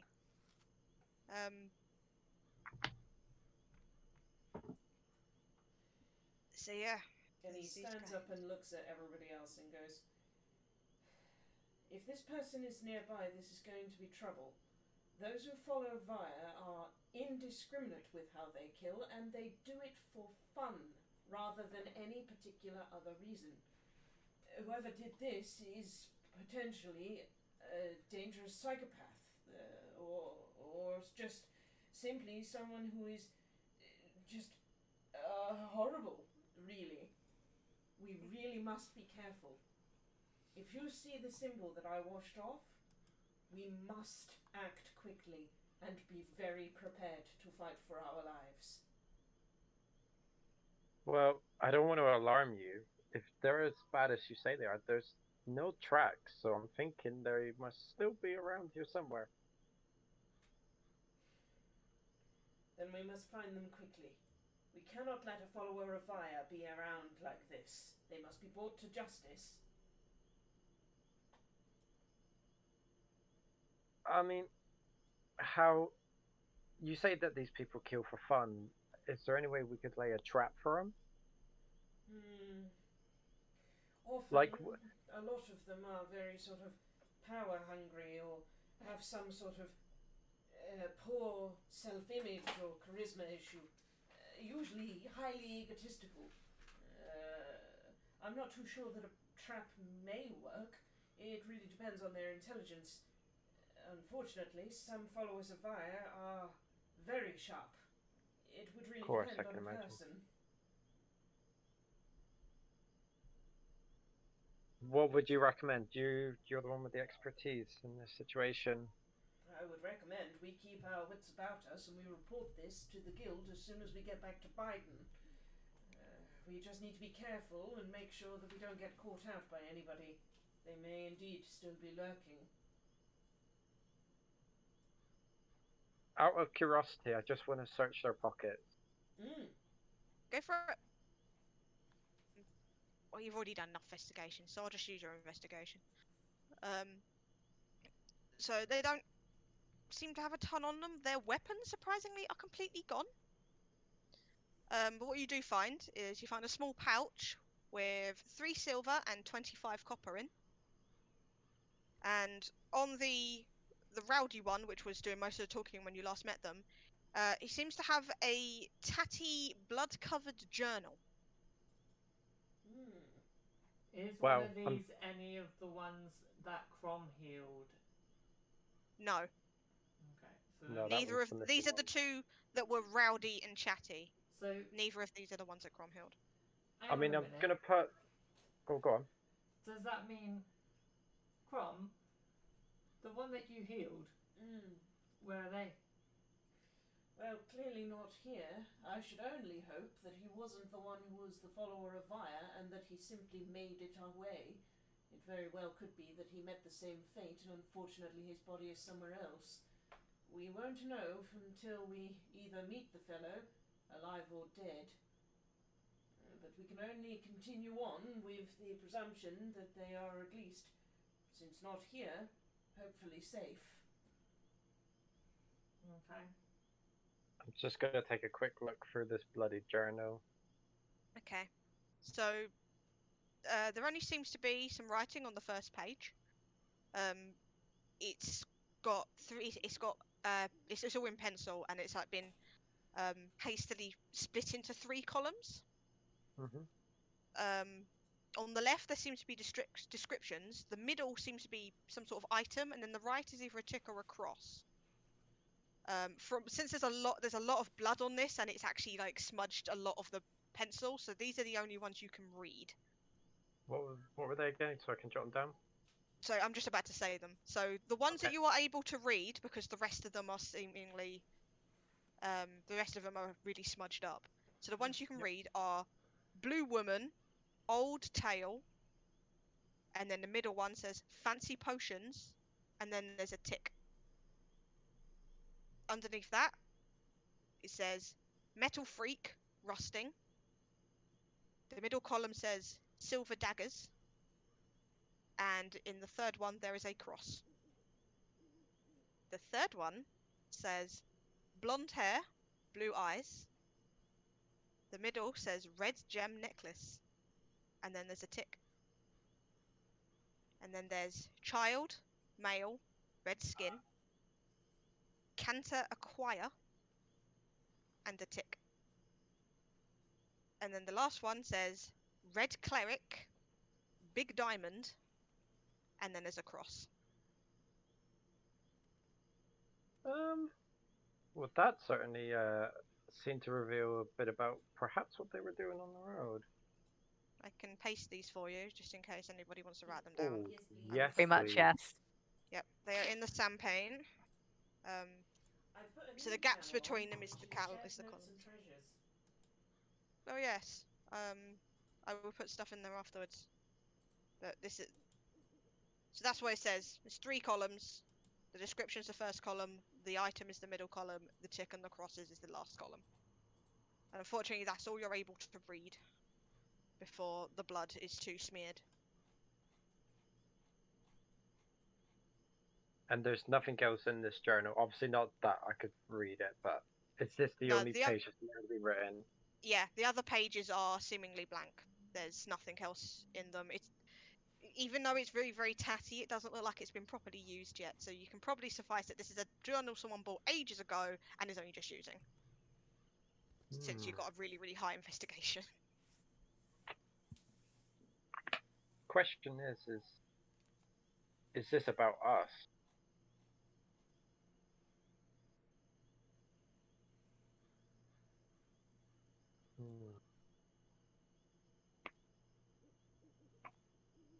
That bomb is wrong. Well, there was a blue woman back in the in Lime Ridge. Okay.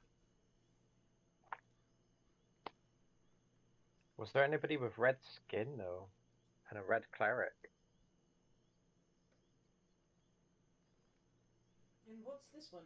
Blonde hair, blue eyes, red gem necklace. I mean, I think it's a bit of an irony, but I have blonde hair, I have blue eyes, and I'll just trail off and stop talking. You Hear a little voice in your head, Lucretia. It just goes, "You know a red cleric. You have a letter from him." Oh! And then I search for it.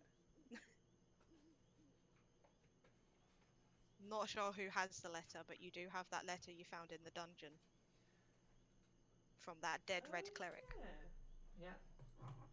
I have it. From Xander Monroe. Yeah, I'm trying to remember which one of us went for it. I have I it. know, as I say, Moxie read it out, so I'm assuming Moxie has it. Mm-hmm. In that case, after, because I genuinely forgot, so like I'll search my pack and be like, wait, did anyone pick up the letter from that dead red cleric we found in that dungeon or in that room? Yeah. Why do you need it? Whoa. Yeah, can I borrow a second? What for? Well, it's coming together a little bit. I think they were scoping out the town looking for something.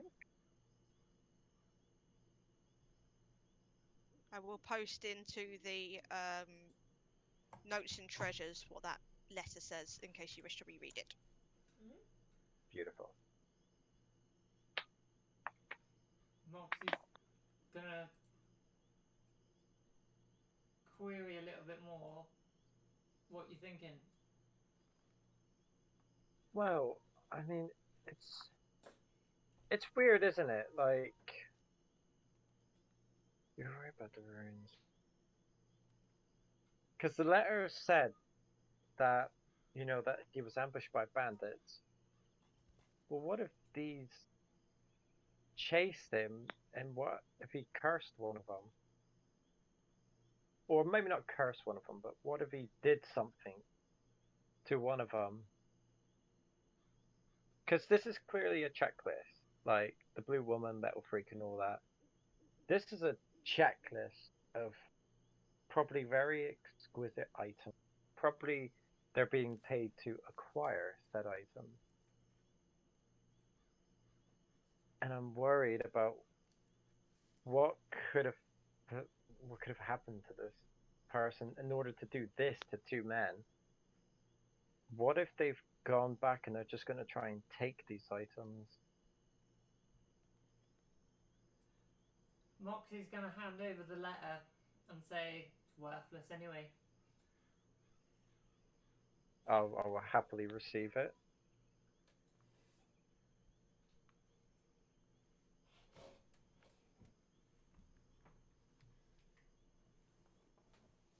Even though Crom's a little on edge, he kind of still turns to Moxie and goes, "Now, Moxie, we could just say, here you go. Thank you very much. Despite it being dangerous, we still must maintain our manners." Whatever.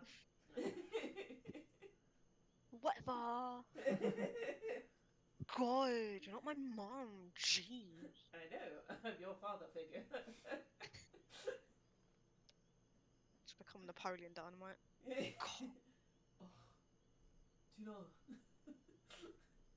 Oh, you don't know me. God. Mom.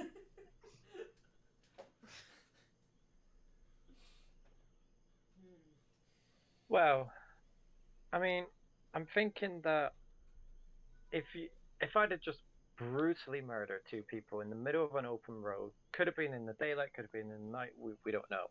But if I just brutally murdered two people, I wouldn't really linger around. This wasn't a robbery because I found their gold or silver. So this wasn't a robbery, this was just some sort of a psychopathic attack. And I would imagine that they would just leave. Being a follower of Vaya probably didn't feel any guilt about it either. No, they probably didn't. We should make our way But- back to Biden. I do agree that we should make our way back. I would maybe make trying to find whoever did this a priority when we return. Absolutely. Because if somebody can do this to two bandits, then what's to stop them settling upon innocent travelers and murdering more for just pleasure? Precisely the point. These followers of Fire, as I say, are ruthless. They don't care who they kill or how many they kill. They just care that they kill. They think it pleases their god. Not that I would particularly call him one. No. So yeah. So I agree with you there, Crom. I think remain vigilant, but I think they're long gone. But it's how they left. It's what's worrying me. There's no footprints. It's likely some evil magic. Yeah, so Mog has just been like scoping out the area sort of around. Is there anything at all of note? Unfortunately not. There's birds in the trees, occasionally fly off when you get a bit too close. That you can't really see anything. There's no tracks. There might be a little bit of blood splattered up here because that's how fucking savage this attack was, but there's nothing of note.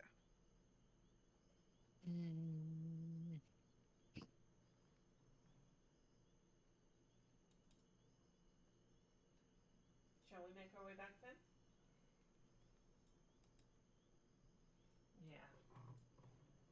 Yeah. Mm-hmm.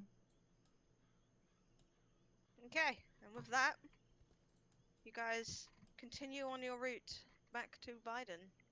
Back to Joe's house.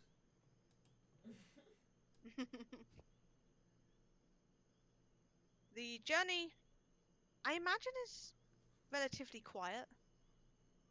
You guys are free to talk to yourself. Hi Moxie, how are you? I'm fine, thank you. I'm just going to be thinking to myself, trying to line up the dots. Maybe writing like little things in my journal. Just talking casually to Zalin. Now, people often think that Cryptore is evil. She's not actually evil. She's the balance, you see. It's this Vaya is the true evil. And you really must keep it in your head. If you see people who worship Cryptore, don't immediately think that they're up to no good. They might be, but they may be, just like that. But people who follow Vaya, now, they are dangerous. And my dear, if ever you see this symbol, the only thing I want you to promise me is you don't interact with these people, no matter what they say. you'll just run and get help. I make a note of that in my book. That's a go. Yes. Some of the party might notice the Mog is unusually quiet. Like, she's always quiet, but she is not, like, even frowning at anyone else's comments or anything. She is just completely lost in her own world. After hearing that conversation, Moxie turns to Zion and goes, I rush your crypto, eh? Don't have to worry about me, though. Okay. See, followers of Cryptoray are fine. They are often mistaken for evil because of the whole association with darkness and nighttime. But actually, if you think about it in a much more, flip side sort of way, like a balance with his almighty Gyros, then it makes sense. We have both a daytime and a nighttime. So there is a god for one and a god for the other. She simply seems evil because of all the stories, but she is actually vital. Vaya is the anomaly, and Hyteran we don't really know much about. There are rumours and stories, and certainly with that book I'd like to examine that more when we get back. It seemed to suggest a few things I've never heard of. I know that the people at the temple will be most fascinated, as long as we can get the thing to stay open long enough, of course. But yes, people of Cryptoray are fine. Mostly. In fairness, there are some people of Gyros that aren't fine. That's just people. The people of Vaya, they're dangerous. They're not nice at all. Even if they pretend to be. And that's the worst kind.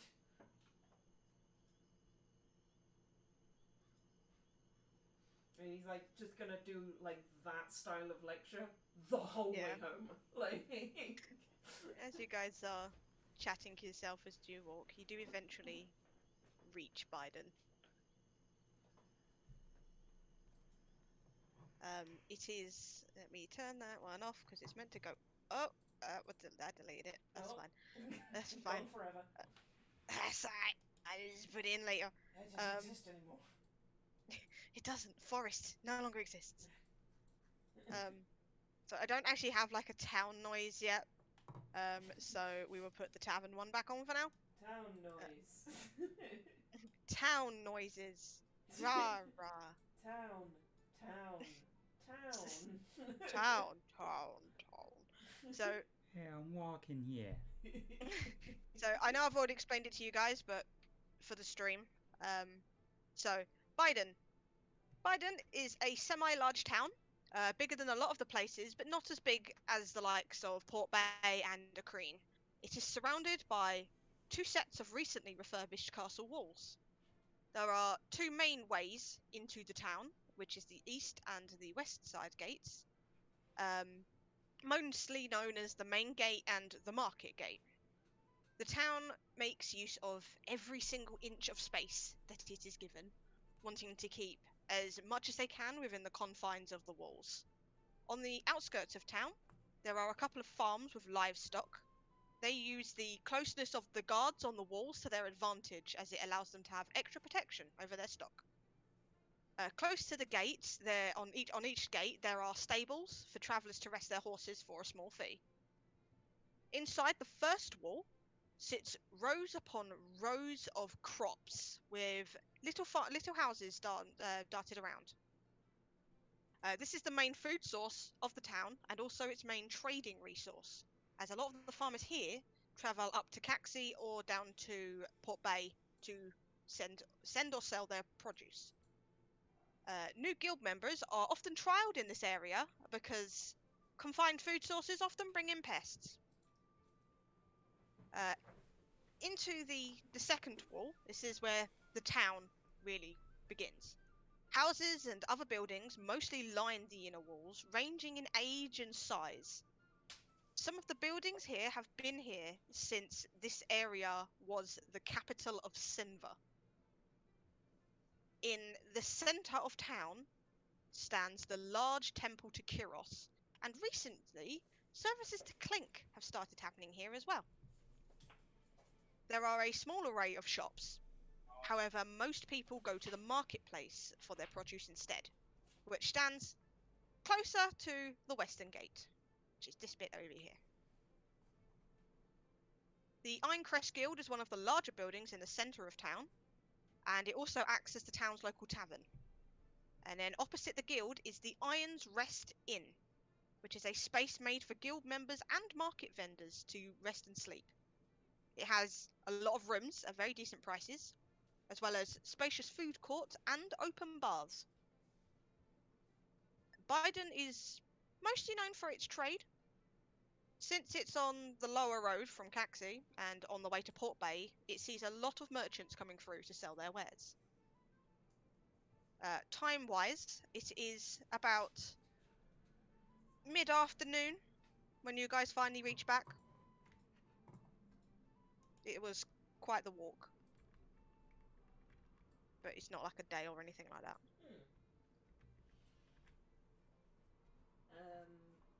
I know first thing Chrome's going to do is go to talk to Bison and give the report of the mission that they just did.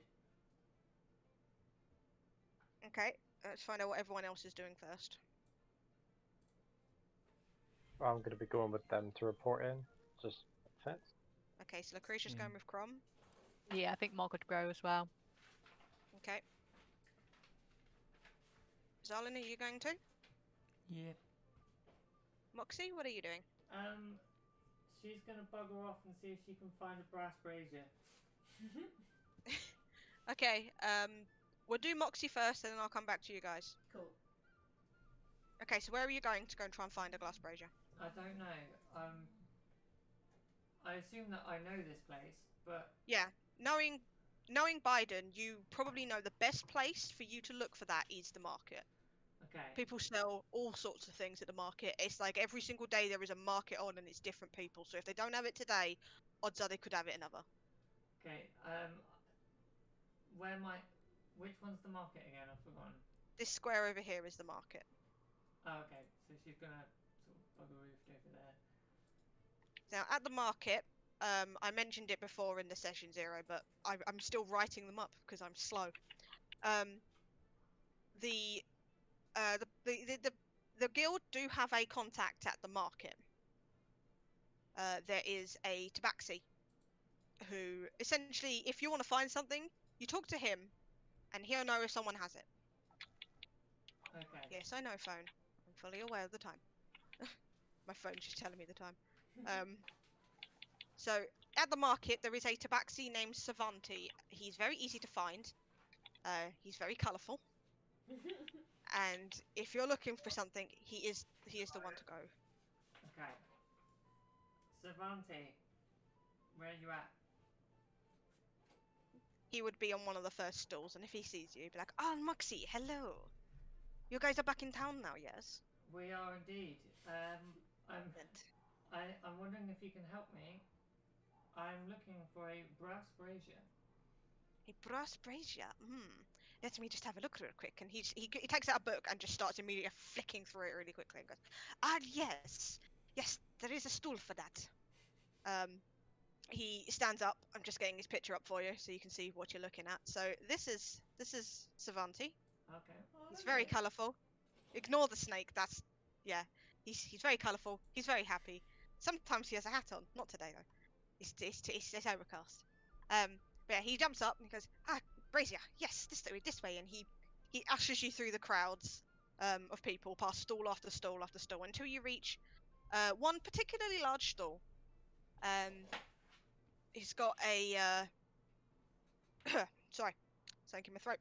It has a elf standing behind it, a nice female elf, and he heads over there, and he has a quick word with her, and he says, "My friend here is looking for a brazier." And she smiles. She looks at you and goes, "Oh, do you have a preference of size?" Small one. "Oh yes." And she shows you over to this nice little area. It's got braziers made of different metal material, and she brings forward a brass one. Okay. And she says, "This one here is 5 gold." Go on then, I'll have it. Smile, she will wrap it up for you. Everyone here is, you know, very nice and very polite, and she hands it over to you, gives you her thank you, gives her your thanks, and Savanti claps his hands together and just goes, "Anything else you're looking for?" No, that's all, thanks. Okay then. Give if you are going to the guild, give Bison my welcomes, Okay. and then Will he do. will head back to his empty stall. Okay, everyone going to the guildie. Are you going to be joining them at the guild? Which one's the guild again? Is this The one they're all standing around. Yeah, I'll go to the guild. Okay, so I will. You guys. So I'd say you guys are going to be going in first, and then Moxie will join you a little bit later. Mhm. We are going to stop in a moment though. So inside the guild. Oh, this is Uh, the this tavern. Okay. Sorry. this place is slamming.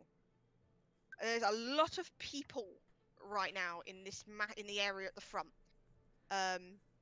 It's really busy. People are eating, drinking, and generally just being nice. At the bar, there is the red tiefling bartender, which you guys know.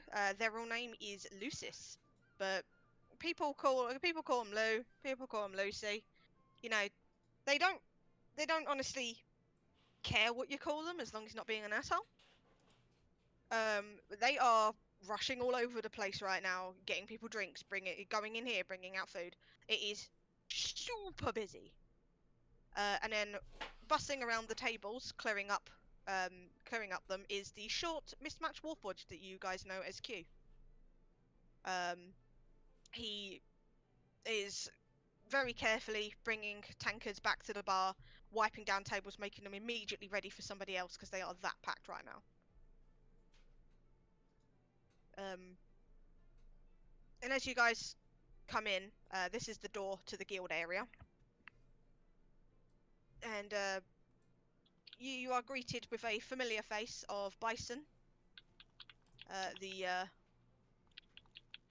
short, the stout man who will not confirm nor deny that he is a dwarf. He smiles very friendly at you. Seems to be very happy you guys came back, and he goes, "Oh, you guys returned finally. I was hoping you were okay. I didn't think you'd be taking so long." Perfectly fine. We ran into a little spot of trouble here and there, but we got through it. Oh yes, well come in here. It's quieter in here. It's absolutely packed out here today. Yes, indeed. I suggest if you guys want food, I suggest you come back later. Yes. And he Wouldn't will want usher to, you all into the guild room. Wouldn't want to add more on to Lucius's workload already, nor Quill's. Yeah. Quiver. Q. Yes. Q. Yeah, just Q. Q. He's not called Quiver yet. Is there a fireplace in this room? No, not in this room. Okay. Well, regardless of the ventilation, is there a window? Yeah, there's windows in here. Can I open it and stick my brazier on the windowsill? Yeah. Okay. I wanna summon a familiar while I'm here. So, as you guys, as he walks in, Bison will be asking you for details and everything. Did you find all the children? Are they all okay? Yes, and Yep. the guards too. It turns out that they'd sent some guards down to have a look, and they got as stuck as the children did. It was strange, like a little dungeon. There was celestial all over the walls. Turned out to be ruins of Titaran. Titaran? Oh, that's very interesting. Mm. I'm sure Damocles at the temple would be great to hear about that. Let me just fetch all your pay. And he goes behind the desk and he starts working out your pay, as he's listening to you guys talking. Yes, regarding Damocles, I fear we've found one of his friends. I shall certainly be heading straight to the temple after this to inform them. We found rather a lot of interesting new developments surrounding Titaran, which I'm sure the priests will be most interested in. I'm sure they will be. They're very, very interested in all of that research. I hope it's. What did you find down there? I'm just curious. it doesn't mean much to me. I can't hold this accent for the life of me, so he's just gonna sound a bit weird until I figure out his accent. Mm-hmm. Just a lot of really, really weird stuff down there, and puzzles, riddles. Not much. Some tasty juice. Also, I don't suppose you would know the name Xander Monroe, would you? Xander Monroe, isn't that Damocles' boyfriend? Yeah, well, he's dead. Ah, and he kind of brings out the gold and he hands you all each a small sack of 100 gold coins, as that was the rest of your pay for completing your contract. Cheers. I'll just back pocket it. 100. Yeah, he looks a bit sad about Xander. He says, "Well, I'm pretty sure Damocles probably already knows about his fate, but he communes with the gods enough. But yeah, I knew Damocles had headed out somewhere, but I wasn't sure where." We shall pass the message on to him ourselves. Promptly after this. Worryingly, Bison, it was more what we saw on the way back from Lime Ridge that has concerned me somewhat. Really? What did you see? We found two gentlemen who met an unfortunate fate. We'd actually seen them on our way into Lime Ridge with a third gentleman who was looking a bit beaten up. We returned on our way back to here to find them unfortunately deceased with the marks of Vi on their hands. Well, I was going to say bandits in this area is nothing really new. We were constantly sending people out to dispose of them. But finding them marked. I will, do you have, if you can tell me more information on this, I'll see if I can dress up some sources and maybe try and find anything on this. And he sort of tells him the location that it was found, and like the description of the three men. So like the two who, like, what happened to the two bodies and like the one that they saw. Not to presume that it was him, but just in case. Mm-hmm. And yeah, he just sort of like concludes it by going like, I think it'd be best if we just keep a lookout, and if we see anybody who is acting suspiciously, or if we find this mark any other place, we'd best do our best to investigate it further. Well, I have contacts in other towns. I will ask around, see if this is anything that they've come across. And see if we can find some sort of pattern, or if it was just a one-off. Yeah, I certainly hope it's the latter. But I would rest easier knowing that whoever did it was brought to justice. I will inform the temple myself. Very well. Well, like I said, you have the rest of the day. The board will not be updated with new missions until tomorrow, so you've got the rest of the day to yourselves. If you guys do want food, I do suggest you come back later, to give Lou a bit of time to calm down, and Q as well. I'm surprised that poor thing hasn't overheated yet. Damocles will be in the temple, if you wish to go there and see him. When he says thing, Crom quietly goes, he.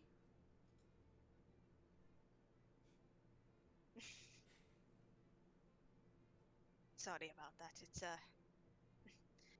It's still a new thing. I'm working on it. No, I understand. Don't worry. He only started using pronouns recently, so. But he's very, he's really running off of his feet at the moment. I'm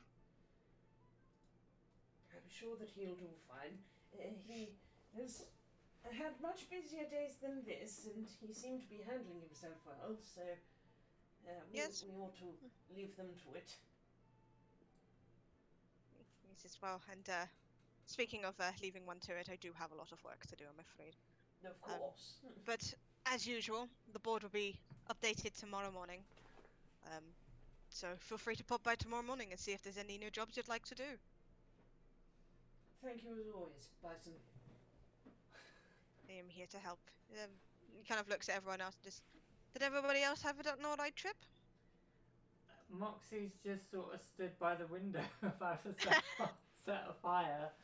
I figured summoning a familiar would be something that I could do at the end of the session and then talk to you about it Yeah. during the week. Yeah, that's fine. But I'd imagine Biden's probably got a few things to say about me lighting a fire inside his office. Bison is used to people doing some weird shit, so he says nothing. Okay, well, As long as you're not stealing shit or setting the place on fire, he does not care. what's actually happening is Moxie is right beside the window, setting fire to the incense in the brass brazier and sort of using her hands to sort of blow the smoke out the window.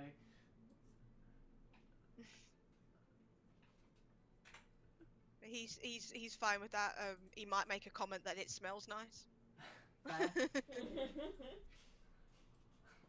But you know, as long as you're not She'll be like, alright, I'll burning stop fucking fuming it guild out down. then. Close the window. 100 sticks of incense. That smells nice. All right, so we're burning. Stop. You do it like those YouTube videos where it's all the matchsticks and you make like an elaborate pattern. And you're like, watch this. Incense smoke. Don't breathe this. It just relaxes you. Don't you feel relaxed? Not that much. Okay, if there isn't anything else anybody else would like to do, we can end the session here. Cool. Cool. Yeah. Because we're a little bit over time, but you know, you guys just got here. All good. Well, thank you as always. Yes. The plot thickens. The plot is Yeah. getting down with the thickness. Oh my god.